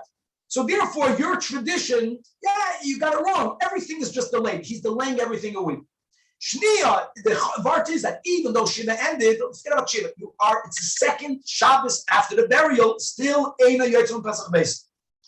Shlishis is Yotzim Yeshua B'Kayim. Levi's Yoshev, the Mekayim the Enem Adavet, and Chamishis, Harei B'Chol Adam, and under the Verten, always, whatever we learned before, push everything off 1 week. Tanach we learned in the Bryce, Kol Shloshim Yoim, for the first 30 days, Lin Nesuyin means one may not get married. Mesa Ishtoi, by the way, engagement, you could, but not Nesuyin. Mesa Ishtoi, if someone's wife, this is a 1 day, not spouse. This doesn't mean if the husband passed away, she is allowed to get remarried. Mitzad the dinam of avelus, but we know other dinam that we learn in Yavamas is there's something called havchana. Havchana means that if a woman is married, widowed, divorced, she may not get remarried nesuyin until 90 days, not 3 months, 90 days, because of the whole concept that it's that important for us to know the yichus, and if she'll be pregnant, and because we normally have a 9-month pregnancy, halacha takes into account the possibility of there being a 6-month and 1 day pregnancy. It's called a 7th month, but an abbreviated 7th month. We're not going to know who the father is. We don't rely on DNA for many dinim adayim azer. So something's here, for something's not. So anyways, let's focus on this one side. Mesa ishtoi asur lisha isha cheres achi yavro alav shloish loigalim. You gotta wait 3 yomim tovim. What's the magic of 3 yomim tovim? Let's learn a toisis. Right, the last big line on top of the Gemara. Second toisis in the Amid. Achi yavro shloish loigalim. Achi yesh shloish loigalim loy simcha. We want for this man to be without simcha, being married for 3 regalim. We don't want him to forget the love he has for his wife. According to Taisus, Inami, Kadesh Yisa Isha Acheres, in other words, it's not about that. It's about if a man is going to get married, then he's still his first wife will be so fresh in his mind that when he is with his new wife, he'll be thinking also about his first wife. And that Beruchnius is very not good. And the words of Chazal is, it's called not to have 2 minds in the same bed. Meaning, so we need more time for him then to be exclusively focused on his new wife. Back inside the Gemara, 3rd line and the wide lines of the Yehuda Aimed. No, a little bit more lenient. Regal Rishon B'Sheni Asur, but for the 3rd already mutter. But it's still more than 30 days. Here we go with exceptions. If a man doesn't have halachic children, meaning he doesn't have yet a boy and a girl, then he can get married right away. Right away means, it says in Shulchan Aruch, you can get engaged during Shiva, and he can consummate his marriage after the Shiva. That's what la'alter means. Why? However, if another scenario where a man becomes a widower, and the children have to come first, so here also he's allowed to marry right away. He cannot consummate the marriage, because here it's not about him having children. Here it's about him being married so there's no yichud issues. So there's a woman in the house taking care of the children. But again, he can get married. La'alta means nesuyin after the shiva. Mipnei parnos sasan. Wow. And in Shulchan Aruch it says that here he can only consummate the marriage after shloshim, which makes sense. Let's go right. And look at this. Maisa shemeisa ishto shel Rabbi Yosef HaKohen. V'omar la'achoisa. This is the story. And he told his sister-in-law. He told his wife's sister, b'beis hakvaris. L'chip uparnesi es b'nei achoisa. This is how he proposed to her. Please come and take care of the children of your sister. And she said, yes, I will. Even though here he was allowed to marry her la'alten, and marrying doesn't only mean erusin, because after erusin there's an issue of yichud. The only solution for the kids is that there should be a woman in the home, all right? And there's no fear. But when can you consummate the marriage after all right. And here you have to know also dinim that if a man gets married, but he's not allowed to be with his wife, it happens more often. It's called a chupas nida. So there are still restrictions of yichud v'chulei, but they are resolved by the presence of the children. Okay. Rabbi, these restrictions do not apply to the wife, meaning if her husband passes away, only I to said, her... Yaakov Bekitze, the restrictions are not connected to anything we mentioned in Tosfos. There's another din which happens to be similar, which is havchana. But if you have the 90 days, but it's not 3 Yomim Tovim, it's not 2 Yomim Tovim, it's between Pesach and it's between Tishrei and Nisan in an Iber Yar, it's not even 1 Yom Tov, then she can get married. She needs to have the Havchan. Let's go back. Now this is similar to laundering, but it's specifically gihutz, which means pressing clothing. Kol shloishim yoim legiyutz. That you may not wear freshly pressed clothing within 30 days. And the vart is whether it's brand new, for sure not, even if they're not brand new, if they are once they were taken off this press, they had a glance, they had a shine. That is what you're not allowed to do. It's like wearing new garments. That's the Tanakh. And each Tana now will be a little bit more lenient. Rabbi says, no. I'm sorry. Oh, if it's not Chadashim, you're good to go. I'll add to that. Not only is the problem new, it's only new and white. And now we'll see different Amoraim that were at least make like some of the two opinions. It's not like all of them. Abaya nothing bigarda the Sarvala. Abaya went out. This is during the 30 days that he was in mourning. Now there was a way of combing certain bigadim that when you made the fibers go up, you brushed it. The same concept like the pressing. It made it look brand new. So he would go out in this type of coat that was combed. Keshitas Rebbe, even though it looked new, Tanakama would say you can't do that. No, but the Rebbe made it clear. The giyutz, I don't have a problem with giyutz or any other technique that would make a garment look new is not a problem. The problem was only brand new. And Rava was even more.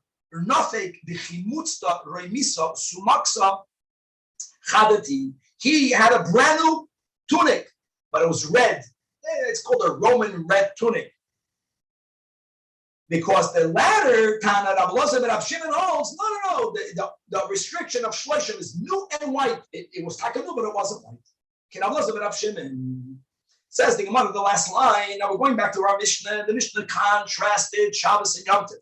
After the Mishnah, our Mishnah Taka holds that the regel is only canceling Shiva if you had 3 days of Shiva. We don't follow that, but contrasting that with Shabbos, the words of the Mishnah is Shabbos oila. Shabbos is included in Shiva, and the Einam Afsekes, and it doesn't cut it short. Now, it doesn't cut it short. Shabbos is included. Now, what Shabbos is included? Again, there's many approaches. We're going to learn Gemara with Tosfos. No one was keeping the laws of Avelus B'Faresia on Shabbos. The question that we will be discussing is whether one completely suspends Avelus on Shabbos to the point that even Dvarim Shebetzina, matters that are of private nature, meaning for married couple to have marital relations, maybe that's even allowed during Shiva on Shabbos. And that ultimately became a machlokes between these two regions in the Holy Land. Bnei Yehuda u'bnei Galilah, the Judeans and the Galileans. The Omni Daf Chav Gimel Amud Beis. Yesh Avelus B'Shabbos. Look inside the top places that we just quoted. Yesh Avelus B'Shabbos means for Dvarim Shemetzim, things that are of private nature. I want you to know that's the Galileans. But Vahani Yami, the Bnei Yehuda, the Yidden that lived in Yehuda, were very lenient. They held Ein Avelus B'Shabbos. According to this place was an interpretation, it means there's no laws of mourning on Shabbos. Now each one was medayik from the words of our Mishnah, understanding it differently. And the Mishnah had like this double expression. Shabbos is oila. Shabbos counts for the Shiva. The Einam Afsekas, and it doesn't interrupt it. It doesn't cancel. So let's go inside. The Galileans. Why? Because they were Madai. The Mishnah says Shabbos is oila. Shabbos is included. And the Mishnah says Shabbos is included. What does that mean? It means that there's some mourning, not in public, but in private.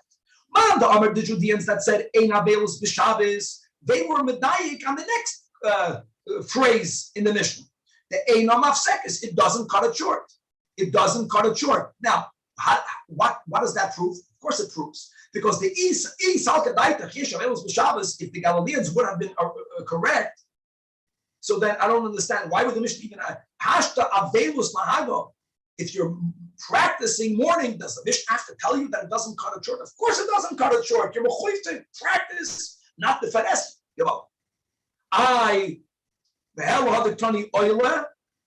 Oila means it's included. Does that not mean that it's not included? No.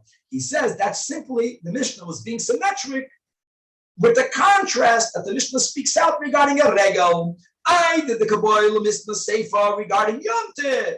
That Yom Tov is Einoi Oilim. Yom Tov is not included because Yom Tov Taka cancels it. But the Mishnah uses the words Einon Oilim. So to be symmetric, Kanadesha Oila. And the same thing in the reverse. The opinions that hold the Galileans that there is in Belis and Shabbos. But it says Einam Afsekes, it doesn't cut it short. And again, that same thing, like what's even a Hava meaning? Why would it cut it short?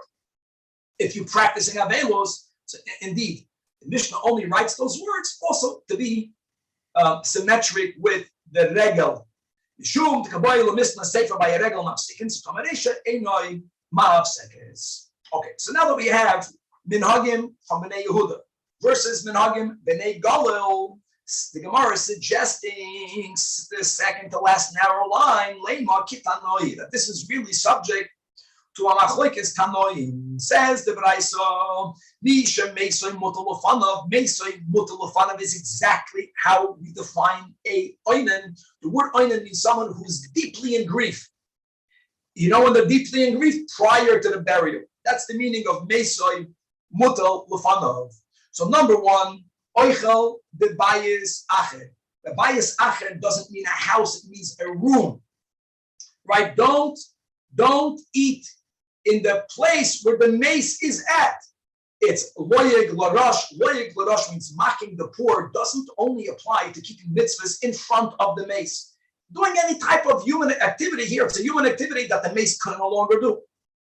Okay, now. Go to your other bias. What happens if a person doesn't have another room? Their whole house is one room. Eloi bias ached. Even though this is a person that doesn't like to eat in someone else's home, that's life. So the other place will be not your home, eat in someone else's house. What happens if you don't have where else to go? Then you stay in the room of the mace, but you got to make a halachic partition, which means something that has at least 10 tvachim of height. And in the worst case scenario, you don't have how to build a partition. You don't have the raw material. At least turn your face around and eat. And while you eat, don't recline. Now, don't recline doesn't only go because you are eating in the same room. It goes that there's a certain amount of eating that we changed. Today, halacha l'maisa, what oinanim are told is that they shouldn't eat the family together. They're not sitting on a low stool. Aside of not eating meat and not drinking wine, they're not restricted. But today, this halach is expressed by not having everyone eating together. Now, let's go right. The second little white line. The Eina Oichel Basar, an oinen may not eat meat. An oinen may not drink wine. and an avil could, and that's the way we're noyeg. An avil doesn't have these restrictions. Avil doesn't have these restrictions. An oinen cannot drink, cannot eat meat, cannot drink wine. We learned in Ksubas that they would drink 10 cups of wine on the day of a burial. That was different. That's if people are very anxious and they're taking wine to relax themselves, that's 100% permitted. Today it would be like taking a medication, but drinking as indulging, hana, an oinen may not. Next, The Sfardim don't drink. They don't eat meat during Shiva. Sfardim. So then it points out, Sfardim and many others have these restrictions. We haven't said any Chabad. We don't have that restriction. Next, the Ein Mavarach. The Ein Mavarach, my friends, is referring to the brachos that are made prior to eating. The Ein Mezamen means they don't make the bracha after eating, even though brachas prior is only a rabbinic obligation. Brachas after eating a proper seudah as midah eiraisa, you don't do that. Not only that, the Ein Mavarach alav, you don't even listen. No, it's not okay. I won't make the bracha, but I'll listen. I'll give you an example. An oinen doesn't make havdalah. There's a way how to do it. That is, if they daven mincha on Shabbos before plaga mincha, then they can daven ma'ariv on Shabbos. After plaga mincha, then they make havdalah on Shabbos, and they drink the wine because it's after plaga mincha, but they're still keeping Shabbos. But otherwise, like it's not only that an oinen doesn't make havdalah. An oinen cannot listen to havdalah. And if they didn't do the heter that I just mentioned, so then they would wait, whatever the halach is. Now, by me again, my father passed away on Shabbos. He was buried on Wednesday. That was the quickest possible. I had no Abdullah. I didn't have Abdullah because the dinners, we all know, we can only make Abdullah until Tuesday. Back over here. So they can't make, it's not made for them. And the Ein Mizam and Olav, they're not counted for a Zimun. My friends, you know what else? They're not counted for a minyan. And Oinen is not counted for a minyan. Now, there's a whole question if on Shabbos they can count for a minyan. We're lenient because there's one sheet that says that they could. But coming back over here, they're not counting, they're not three, they're not, if 9 and them, there's no 10, there's no other king. Upate mikriya shema. Wow, Kabbalah Sel Malchus Shemayim. Someone who misses a kriya shema. They don't say kriya shema. They're exempted from Tefilla. Whether Tefilla is deraisa, Tefilla derabanan, they are exempted from Tefillin. Umikol mitzvahs u'amuras b'Torah. And all of the classics. So why don't you just say mikol mitzvahs u'amuras b'Torah? But each one has a chiddush. B'Shabbos, like we mentioned, this is a mitzvah with a reason. The reason why they are exempt, basically, from all of the positive commandments is because we want for them to be focused on the mitzvah at hand, burial. Shabbos you can't bury. So the time is not there. So therefore, first of all, today that would mean they can eat as a family eating together. They eat meat, they drink wine, and they have to make brachas prior, and they have to make zimun and benching. All of here, the way we're learning, they count for the minyan, they count for the zimun. The chayiv in kriya shema, the chayiv in tefillah. Here we have the words ubetfilin. Now I got stumped. Do you have the version of ubetfilin? All right, I'm learning this. We're learning. I'm in an airport somewhere. I don't know what to do with this tefillin. Tefillin, how can they be chayiv and tefillin? But that's in Shabbos. I want you to know, my friends, that tefillin is called a time-bound mitzvah, just for the record. Now, Alter writes it clearly, not because you don't put on tefillin at night, because midah iraisa, you put on tefillin at night. The only reason why we don't put on tefillin at night is because Rabbi, in the bottom of the art scroll, he says to delete the word. No, thank you. Okay, it has to be okay. So it doesn't fit. I just want to finish that. Also, if you check Rabbeinu Hananel, it seems like there's a chiyuv, even though because he's in the I don't know. Seems like that's what he's saying. There's a chiyuv, the kulon. No, but how can it be? I just for the record, guys, tefillin by night, you're mechoyev to put on tefillin. The Chachamim made a gzeira that sheva yafiach by him. Person might let a wind when they sleep, and people sleep at night, so don't put them at night. Shabbos and Yom Tov, you're not allowed to put on tefillin. We just spoke about a few days ago. There's two oisos, bris milah and tefillin, or bris milah and Shabbos. We don't have three signs. Rabban Gamliel Omer, Mitoich shenis chayev be'elu, Mitoich shenis chayev be'elu, nis chayev be'kulam. Now, what exactly is he talking about? He's not coming to tell you regarding Shabbos, the Tanakh said you're chayiv in all the mitzvahs. So what is he adding? So Rabbi Yochanan explained Rabban Gamliel. What are we talking about? Tashmish Hamita Ike Beinayu Gavaldik. In other words, even the Tanakh that says that you're chayiv in kol mitzvah l'vatera, Tanakh holds, guys, Tashmish Hamita has two aspects to it. So there is like when a person is in mourning, they can't have pleasure. We're not focusing on that. We're focusing on the obligation that a married man has for his wife to be with her. That's a chiyuv. So when Gamliel is adding that since you're chayiv in all the mitzvahs, you're chayiv to be with your wife. Tanakh holds that oinen on Shabbos is exempt. You get the havamina now. So we learned the machlokes by avelus, b'nei galul, b'nei galila. Whether we're learning Gavalik, whether you're are you mechoyev to mourn, or do you have to be with your wife? You see, by Aninus, that's the machlokes. So the difference is Tashmish Hamita. And my lab, the Marsav, the Tanakh holds, he holds Yesh Avelus b'Shabbos, which means a man cannot be with his wife on Shabbos. So an Oiden cannot be with his wife during Aninus. And Umar Savad, that will be over here, Rabban Gamliel, Ein Avelus b'Shabbos, like the Judeans. During Avelus, a couple can be together. So that's why he's adding that the moment you are removing the expression of deep grief on Shabbos, so there's no restrictions, and therefore you're chayiv to be with your wife. That's l'cha'oida machlokes tanoim. Counters the Gemara, nish, no, me, my, apples and oranges. Dilma akan like Amar Tanakh Hassan. That you may not be with your wife during Aninus, that's only because Meisei Mutar Lefanav. It's different, it's a much higher level of mourning. But maybe Allah, the Ein Meisei Mutar Lefanav, maybe not. And similarly, Akam Loik Amar Gamliel Hassan by an Oinen, because listen to this, the Akati Loik Chalavel Saleh. Mourning begins by burial. Stimas Hagoylo, or as we learned in the last daf, if you're not going to the burial for when you finished being Malava the mace. So since it wasn't chal, you can still be lenient. Amazing. Here we see that Aninus, on one hand, the grief is much deeper, but there's certain exemptions. Avelus didn't begin. Avalacha, maybe since the Avelus began, you can't remove it, and he'll also hold that yesh Avelus the Shabbos hachinami. Notice Rav Gamliel might rule, even though he says that Tashmish Hamita is a chiyuv on an oinen to his wife on Shabbos, he will hold that it's aser for an avel during the shiva on Shabbos. Let's go with Chavdalah. We have Chapadan as much as we could. Boy, Rabbi Yochanan from Shmuel, by the way, they lived in different countries, and it's nice. That means that they wrote Shmuel, that's the Shilas and Shuvas. He wrote a Shilah, or no letter. Yesh Avelus b'Shabbos or Ein Avelus b'Shabbos. How do you pass? Amalei, the response to Rabbi Yochanan, Ein Avelus b'Shabbos. Wow, like the Judeans.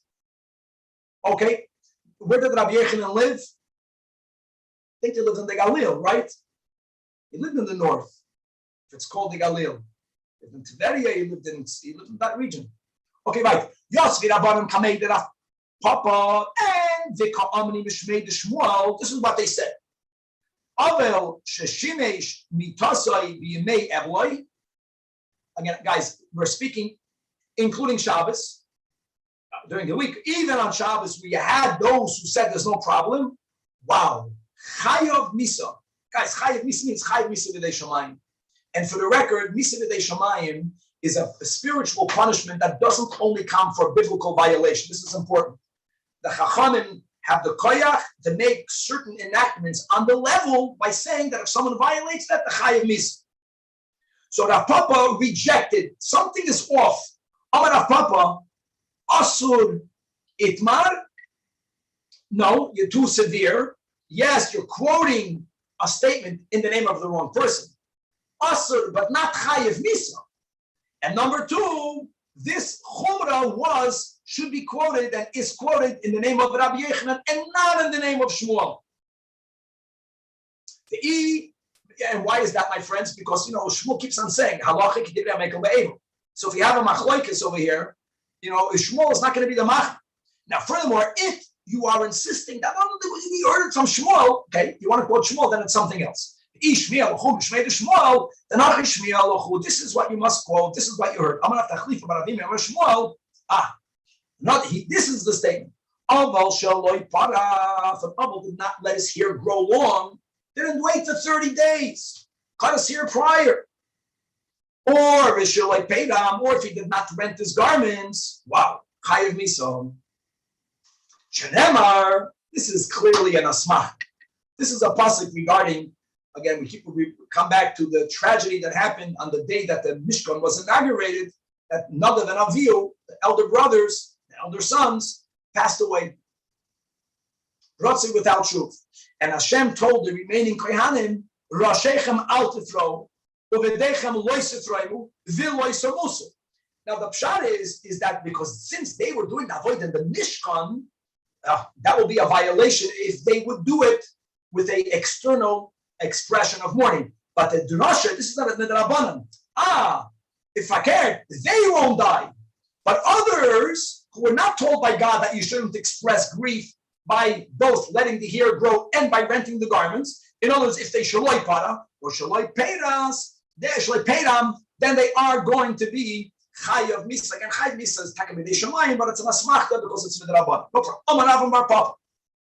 We learned in Avel Rabasi. Guys, you know what we call Avel Rabasi? We have a series of Mishnayos that we refer to them as the small Masechtas, right? And we have a Masechta called Masechtas Simchas. Simchas is a euphemism. These are one of the main bodies of Tanoim laws of Avelus.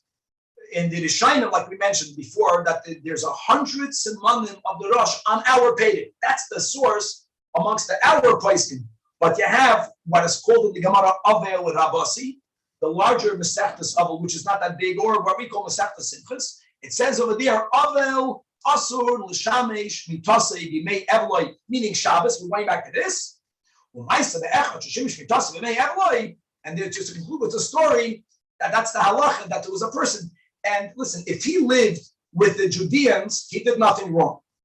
Because they held Ein Avelus B'Shabbos, the way we're learning with Tosfos, they were with their a couple were together. But if you didn't come from you are not a Bnei Yehuda, now that we paskin that you're not allowed to be Meshamash Shemitah, you're not Chayiv Yisrael B'nei Shamayim, but you're not, but it's Asur. So there was a man that had that relation. The Shamtu Chazedim as Yosei, and Chazedim snatched his body. The Rishonim explained that means that after this person many years later passed away, a Chazad ate up his male organ prior to burial. L'man yishmu hashgacha pratis, that this person, that was his aveda, that he was with his wife. He was sitting shiva for some of his relatives on Shabbos. We'll stop over here, and God willing to be continued. Rabbi, can you clarify a couple of things? Yep. If you hold that there's no Avelis on Shabbos, so two things. Does that mean that there's an opinion that says it doesn't count towards the Shiva, meaning they have to keep an extra day? No, that's for sure not.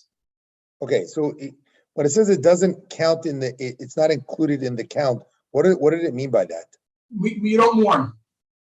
But to be symmetric. No, if there's no Avelus at all, right? That's the that was one opinion, that there's no Avelis on Shabbos. In oil, yeah. Only question is, why would you have to say it doesn't?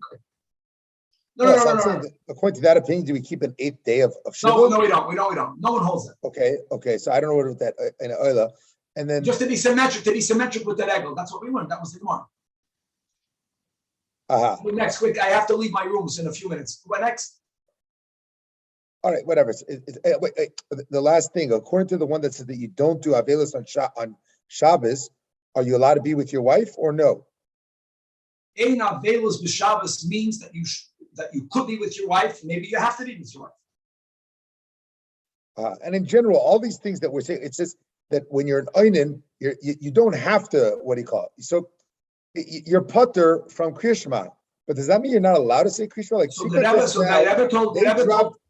the coffin is on the way already. Lubavitcher Rabbanim would tell Tzvika that after, since everything was made B'tzina, he should daven if he's able to focus. In other words, some people, they're so they can't have kavanah. If you can have kavanah, then say Shema Esrei. Yeah, yeah. And brachas, and brachas. And tefillin. And tefillin. I said this. They never told people. They never told certain people. You have to know the person. Some people can't do it. They're very tzutumot. And it's optional. You don't tell them they're mechuyev. They feel like Rabbi, safe flight.